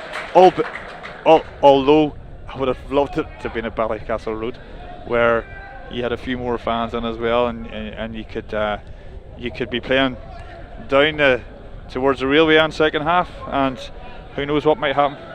Well, it's funny how time changes. Obviously a few years ago, when the introduction of what were 3G pitches back then, if you had to go and play on a 3G pitch, they existed quite a bit in Russia from memory, and it used to be sort of looked down upon. Now of course all the teams are installing them, obviously for different reasons, for financial reasons, for to integrate, I suppose, the club into the community that bit more. But in European terms, as I say, it was frowned upon years ago, and now that's going to be the done thing, as we see Curtis Allen flash that shot over the top. What do you think of the 4G pitches, David? Listen, Barry, here in Northern Ireland, it's the way to go.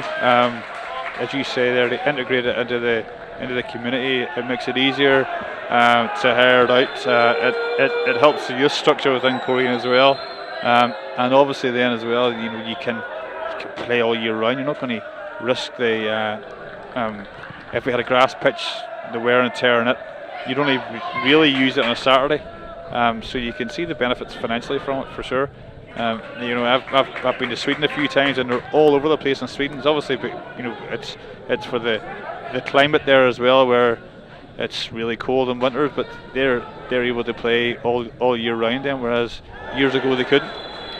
Well, that's a late challenge from Rodney Brown, and that'll bring yet another yellow card on the night. He joins his fellow centre half Stephen O'Donnell in the book.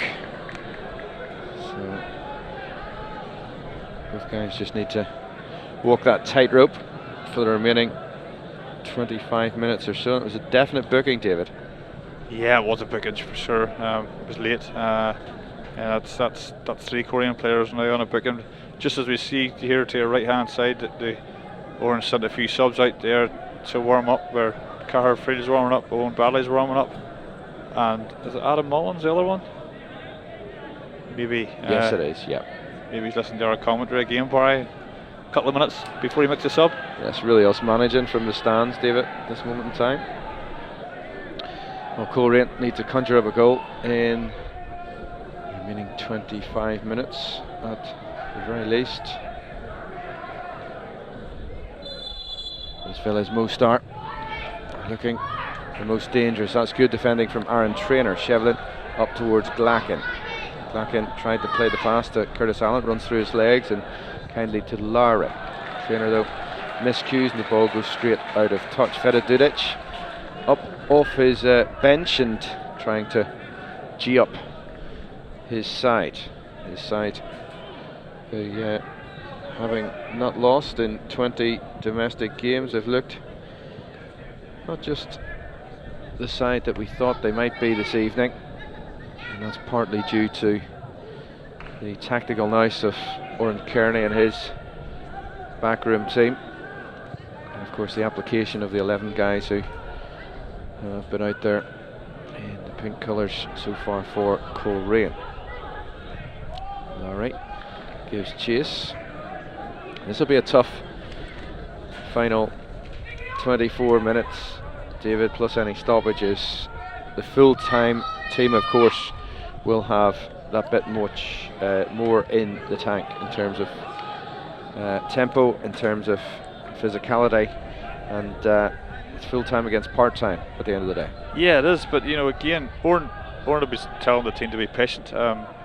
Just make sure you're still in the game here for another 10-15 minutes, and then we're going to have a real pop at it. Not just getting ahead of yourselves yet, because I do think this team is capable of opening you up very, very quickly. And the substitution for me has turned the game. Number 10, Andusa, excellent on the ball. He's picking wee pockets of space. He's coming off the front man. He's causing Josh Carson a bit of a problem. Does he go in? Does he not?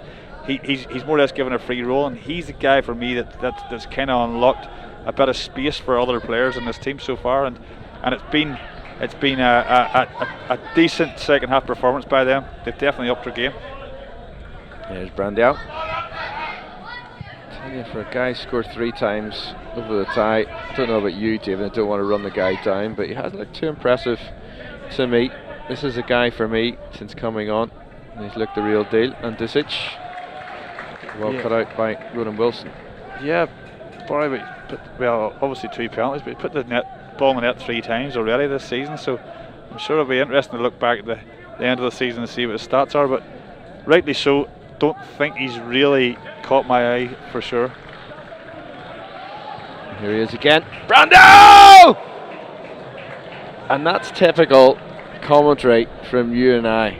He has not really looked top notch, and then all of a sudden that for a second looked as if it was destined for the top corner. That'll give other people a few things to talk about other than Curtis Allen for the next few months, which is good, Barry. But that was a fantastic effort.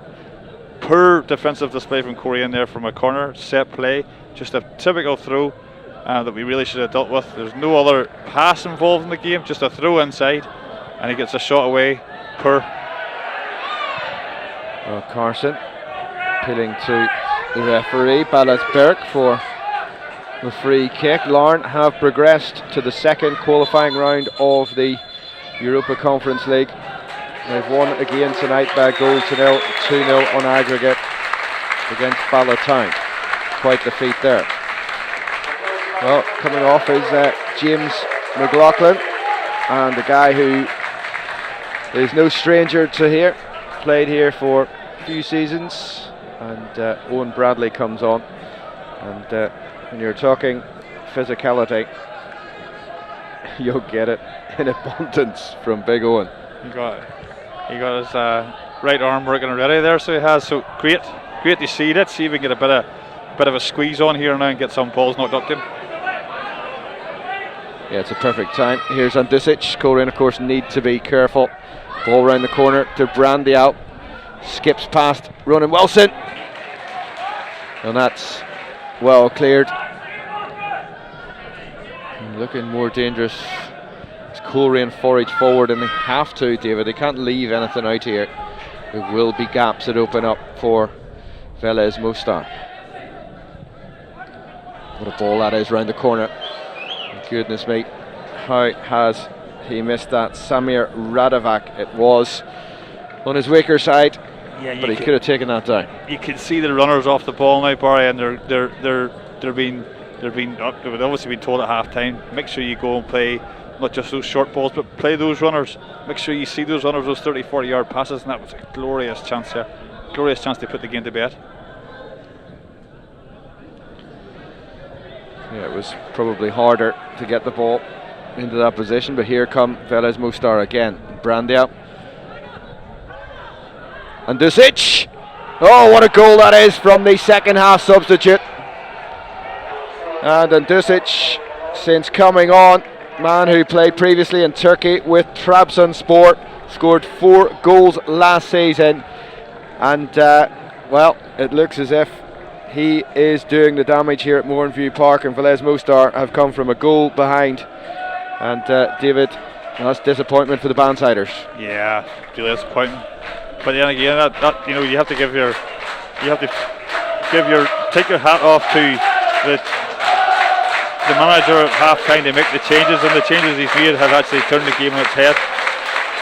He's been the standout player for me second half and worthy of his goal. The link-up play has been fantastic. So it's 2-1 to Velez Mostar and 4-2 now on aggregate. Coleraine need 2 goals to take this into extra time. It's been an inspired substitution by manager Fera Duric. And Dusic, well, he slotted that away. David, you critiqued how the big man up top, Denan Zajmovic, had little or no conviction throughout this game, and Dusic has had it in abundance. Yeah, super. You know, even just a positional sense, he's not getting attracted to the centre back. He's not getting attracted into midfielder. He's just playing in between those lines, and he's causing problems. He's making runs in behind. He's coming short. His movement's been really good. I wouldn't say his electric pace on him, but his awareness of space has definitely turned this game on its head. Looks as if more substitutions are planned for the visitors. I can see at least 2 more on the far side. Denan Djordjevic is about to come on.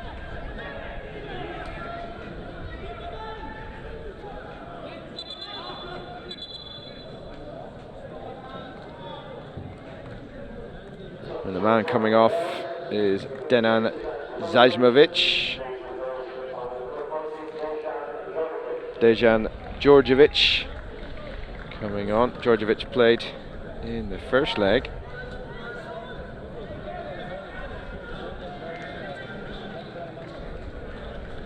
And the Belgian-born striker Denan Zajmovic goes off. His race is run. Another change as well. Edo is departing the action as well.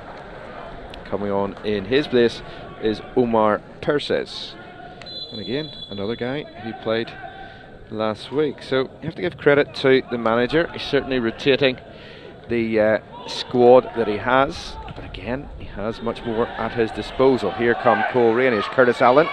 Allen forward to Shevlin. Forced him pretty wide.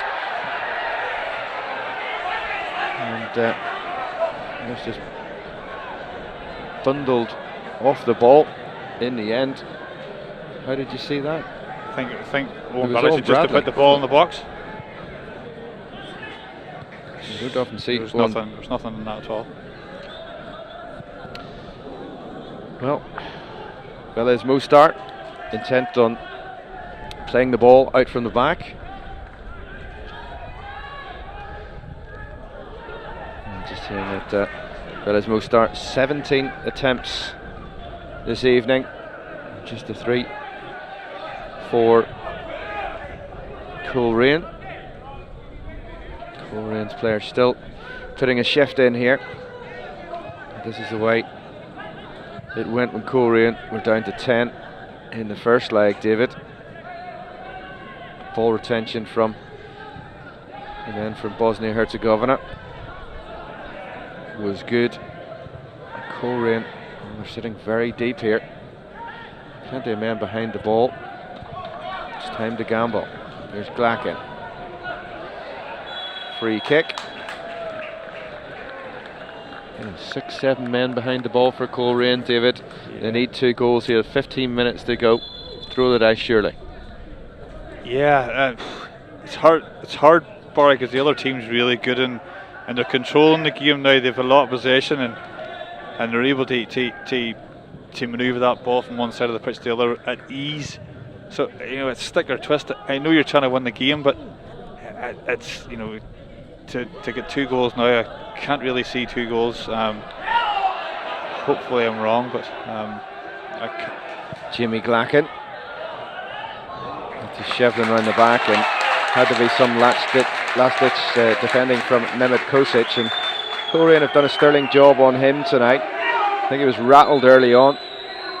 He got a couple of tasty 50-50 challenges, but they're right on the money. Have a bit of cramp here for Brandial, and well, the physio, I take it he is a physio. Somebody ran across there at pace, David. yeah, thought his rugby player coming on there.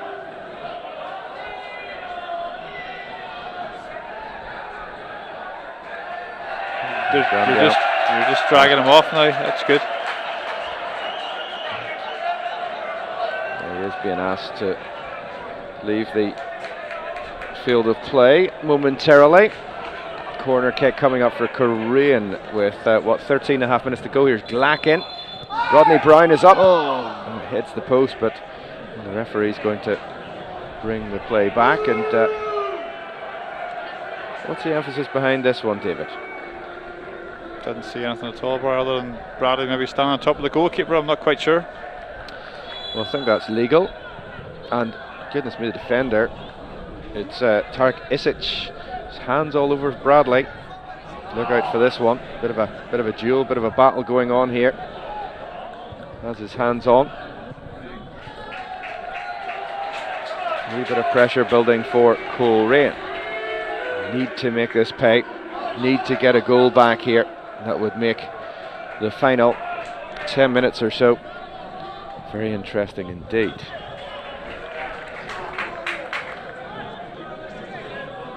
It's always a tough battle in Europe. It's proved to be this evening. Here's Bradley. Well, referee saying the Velez player got the ball, took it into touch. And the left back Dario Ferreira did well in the end against Owen Bradley. Here's Glacken. All the guys forward, and only Aaron Trainer and Ronan Wilson at the back.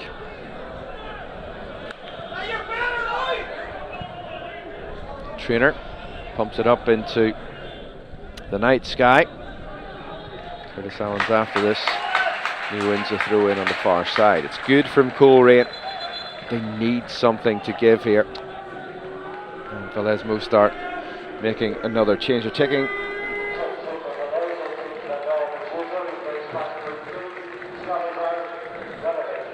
off Brandial, the goal scorer.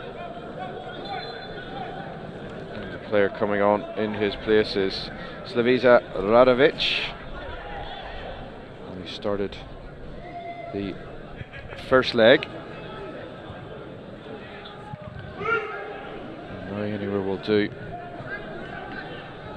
for the team due to celebrate their centenary next year.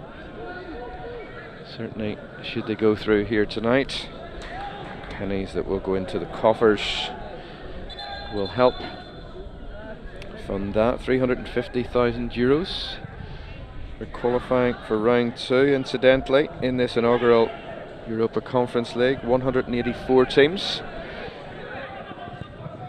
playing in the first qualification round. 32 teams progress into the groups. That obviously is the target. There is Ferreira, and born in Argentina. Unusual route to his footballing journey. Born in Argentina, player football in Bosnia. And at Mourneview tonight. He's done really well during the game as well. So he's a decent player. Bradley took it down brilliantly. It's into Laurie! Oh, What a move. And the goalkeeper, Slavica Bogdanovic, he was required by his team, Velez Mostar, and he came up with the goods, David. Yeah, it would have been a grandstand finish, boy, if he managed to sneak that one in. Steve made another great run, one of those forays forward, which have been few and far between tonight because he's been holding that disciplined role there in the middle of the park, and just unfortunately just couldn't get that shot past the goalkeeper. That's for Ferreira. There's Omar Perses. Just happy to retain possession. Radovac. Big shift for him tonight. Ferreira. Back to Perses. O'Donnell sticks to his task.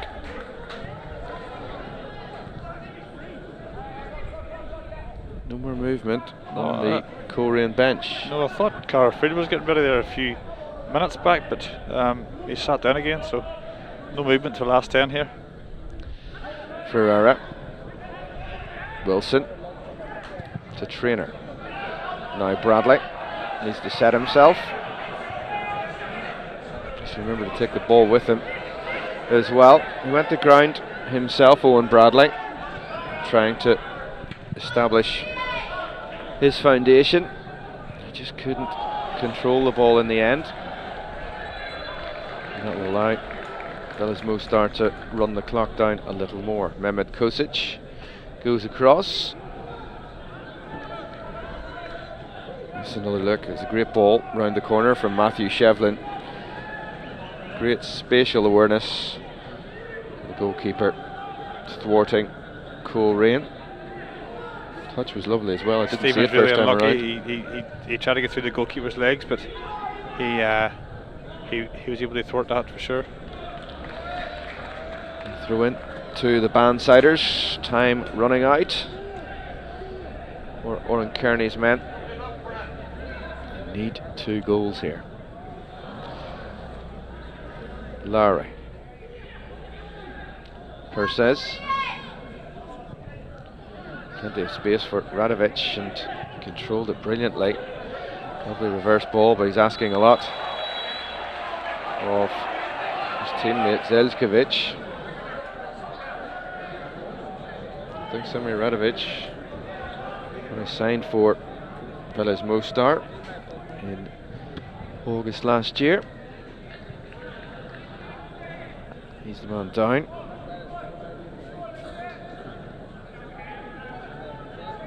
Josh Carson, it was in attendance, just a millisecond late perhaps.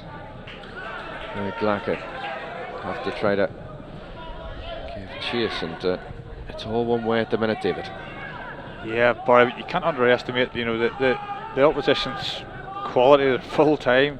You can see with their movement, you can see with their play, their range of passing, that they're a decent outfit as well. You can't underestimate the actual the difficulty and the task for Coleraine, and to still be in the tie with only 20 minutes to go is exceptional. So we can't be too disappointed, even though we'd love to go to that next stage, but we can't be too disappointed. Here's Andisic, man who has put the side from Bosnia-Herzegovina in front, and dangerous ball in, and lack of communication in the end. I think Gareth Dean might have, if he had a call there, David, would have taken the pressure off Stephen O'Donnell. Yeah, I think he wasn't sure whether this player on the left-hand side was going to make a run across the goals or not. So, he's left it for Stephen to deal with, and Stephen's just able to he skewed off his head for a corner. It's wouldn't say communication, other than maybe a decent ball into the box. Here's Omar Perses.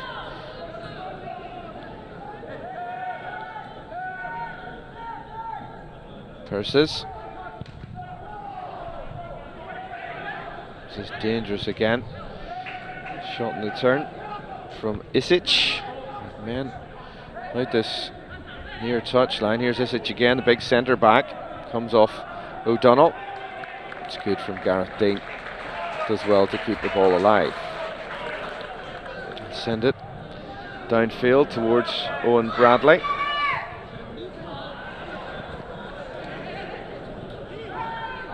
Carson to Trainer. to Glackett. Now it's with Carson. Invites Ronan Wilson forward. Wilson looks to be too close to the goalkeeper. And it's just not the cross that you need, David. No, it's too much air on it, Barry, and inviting the goalkeeper to come and get it, and he came happily to catch that. Does well though, Ronan Wilson in his defensive duties. Now been impressed by him tonight. Now Lowry. Good turn away from Lowry by Samir Zelskovic. Do like creating little triangles, and yeah, and they don't need to score another goal, so you know they'd be better keeping the ball, and they're very capable of doing that. They'd be better keeping the ball and try and see the game out, which is not what Coleraine want. Coleraine haven't really been able to muster that chance, other than Stephen Lowry's. You know, the whole of the second half we've been starved of any real goal mouth action.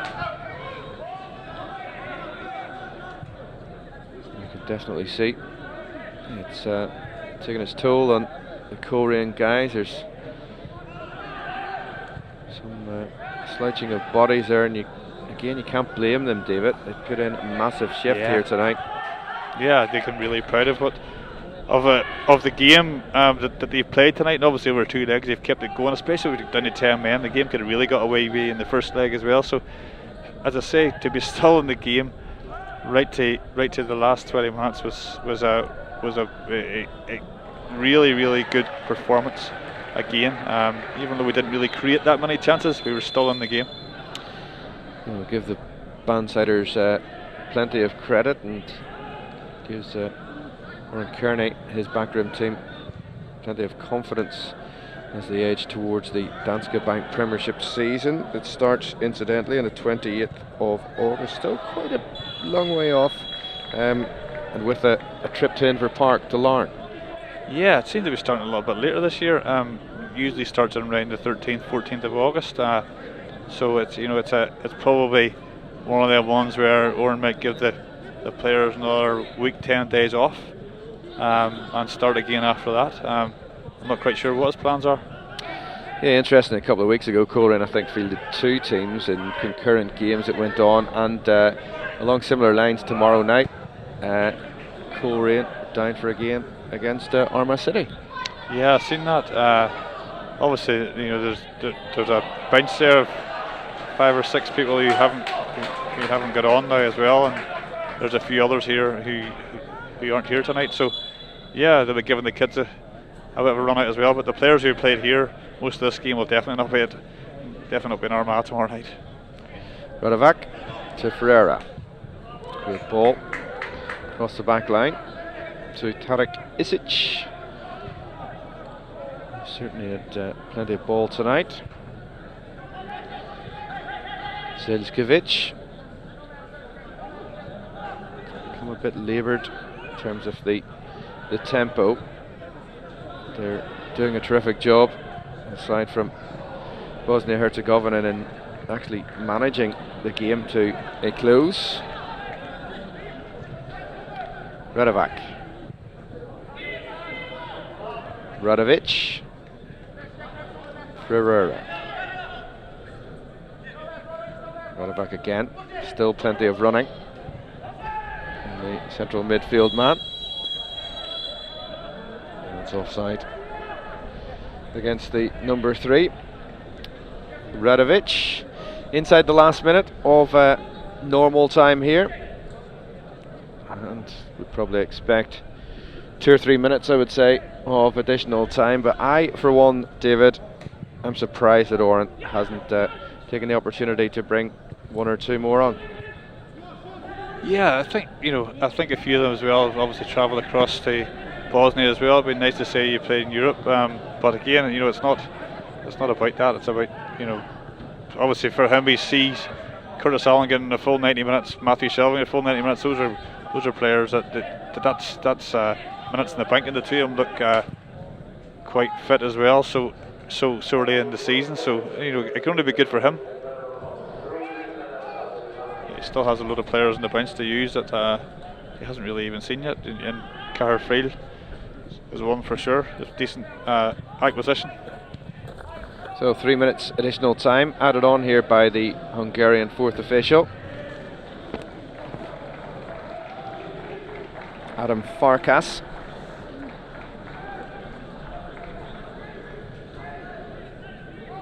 So it's disappointingly petering out if you're watching, and you're a fan of Coleraine. If you're watching from Bosnia-Herzegovina, and we did check in to see the statistics at half-time. There's certainly quite a few thousand watchers there, and there's certainly a lot of comments not in English, and well, decent opportunity inside the first minute of additional time, falling to Dejan Djordjevic. Good save from Gareth Dean. Another good save, and again it's a real positive for Oran that he's back and he looks really fresh and fit after his injury there towards the tail end of the season. Great ball from Andusic. And with Kosic, an opportunity there, just failed to pull the trigger. Here is Owen Bradley. Back to Glacken.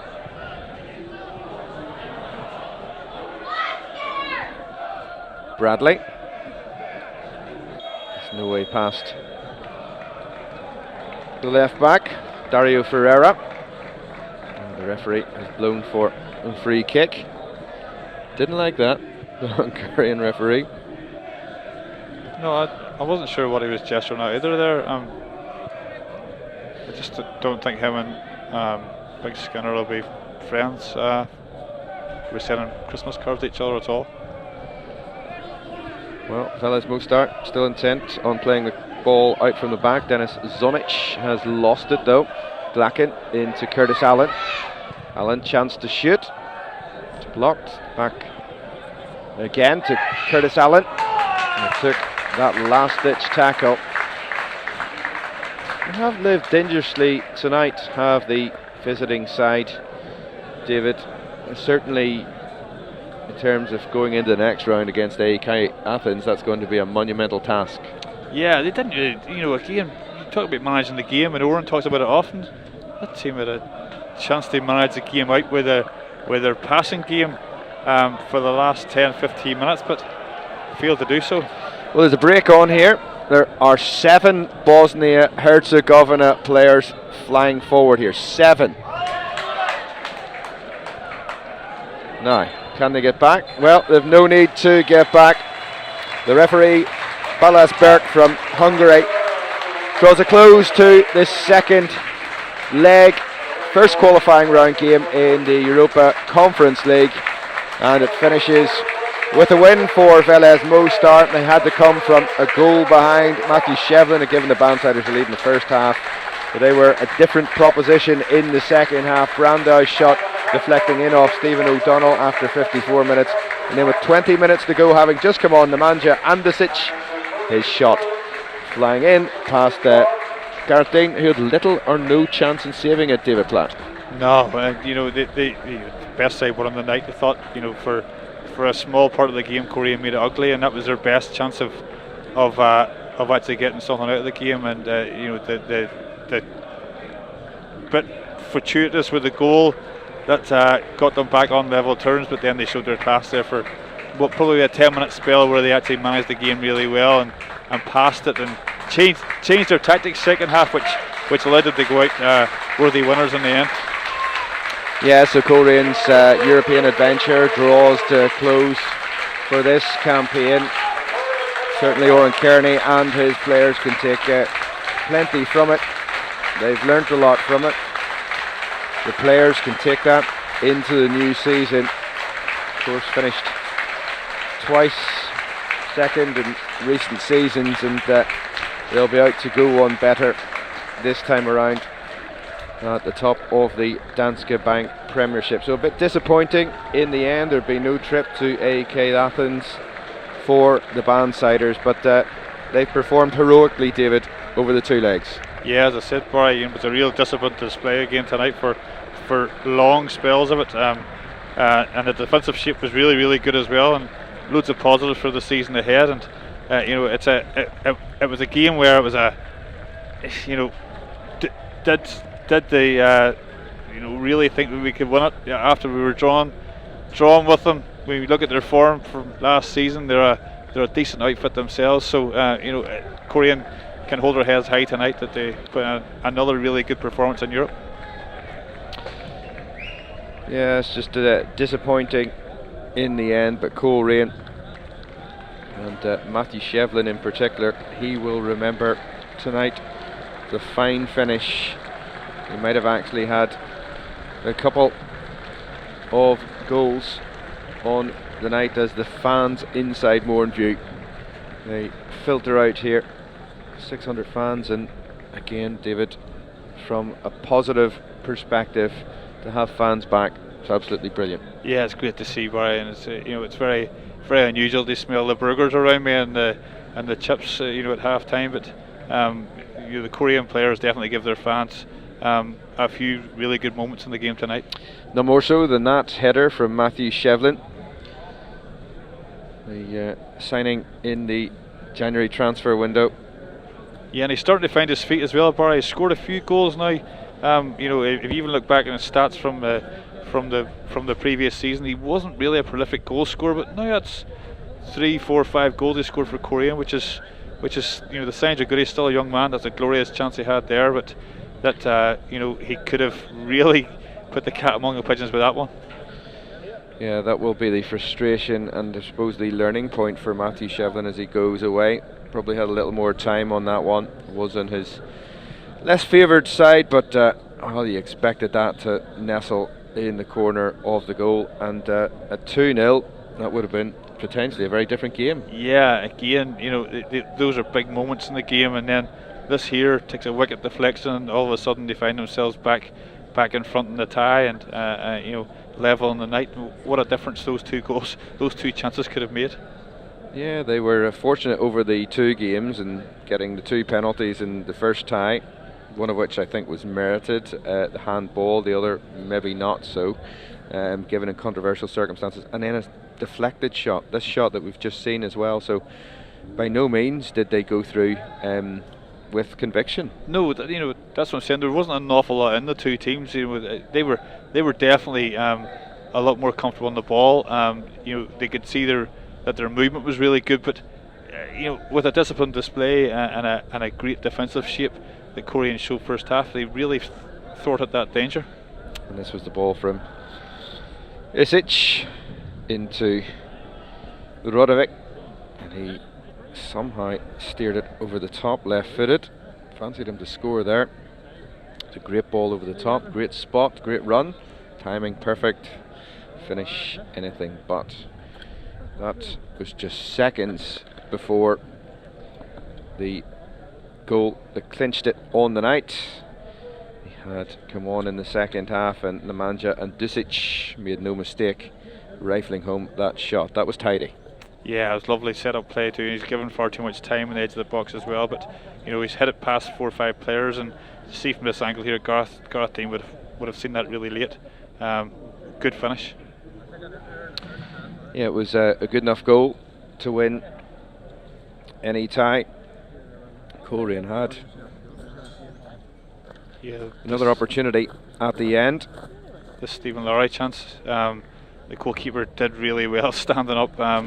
Or again, you could have Coleraine had three really good big chances in the game there, whereas opposed to the Bosnians had probably about I think it was nearly 20 opportunities on goals, probably 4 or 5 good saves from Gareth Dean as well. So on the night, you could have found yourself really in a tie where you're getting that second goal with Matthews, a big chance.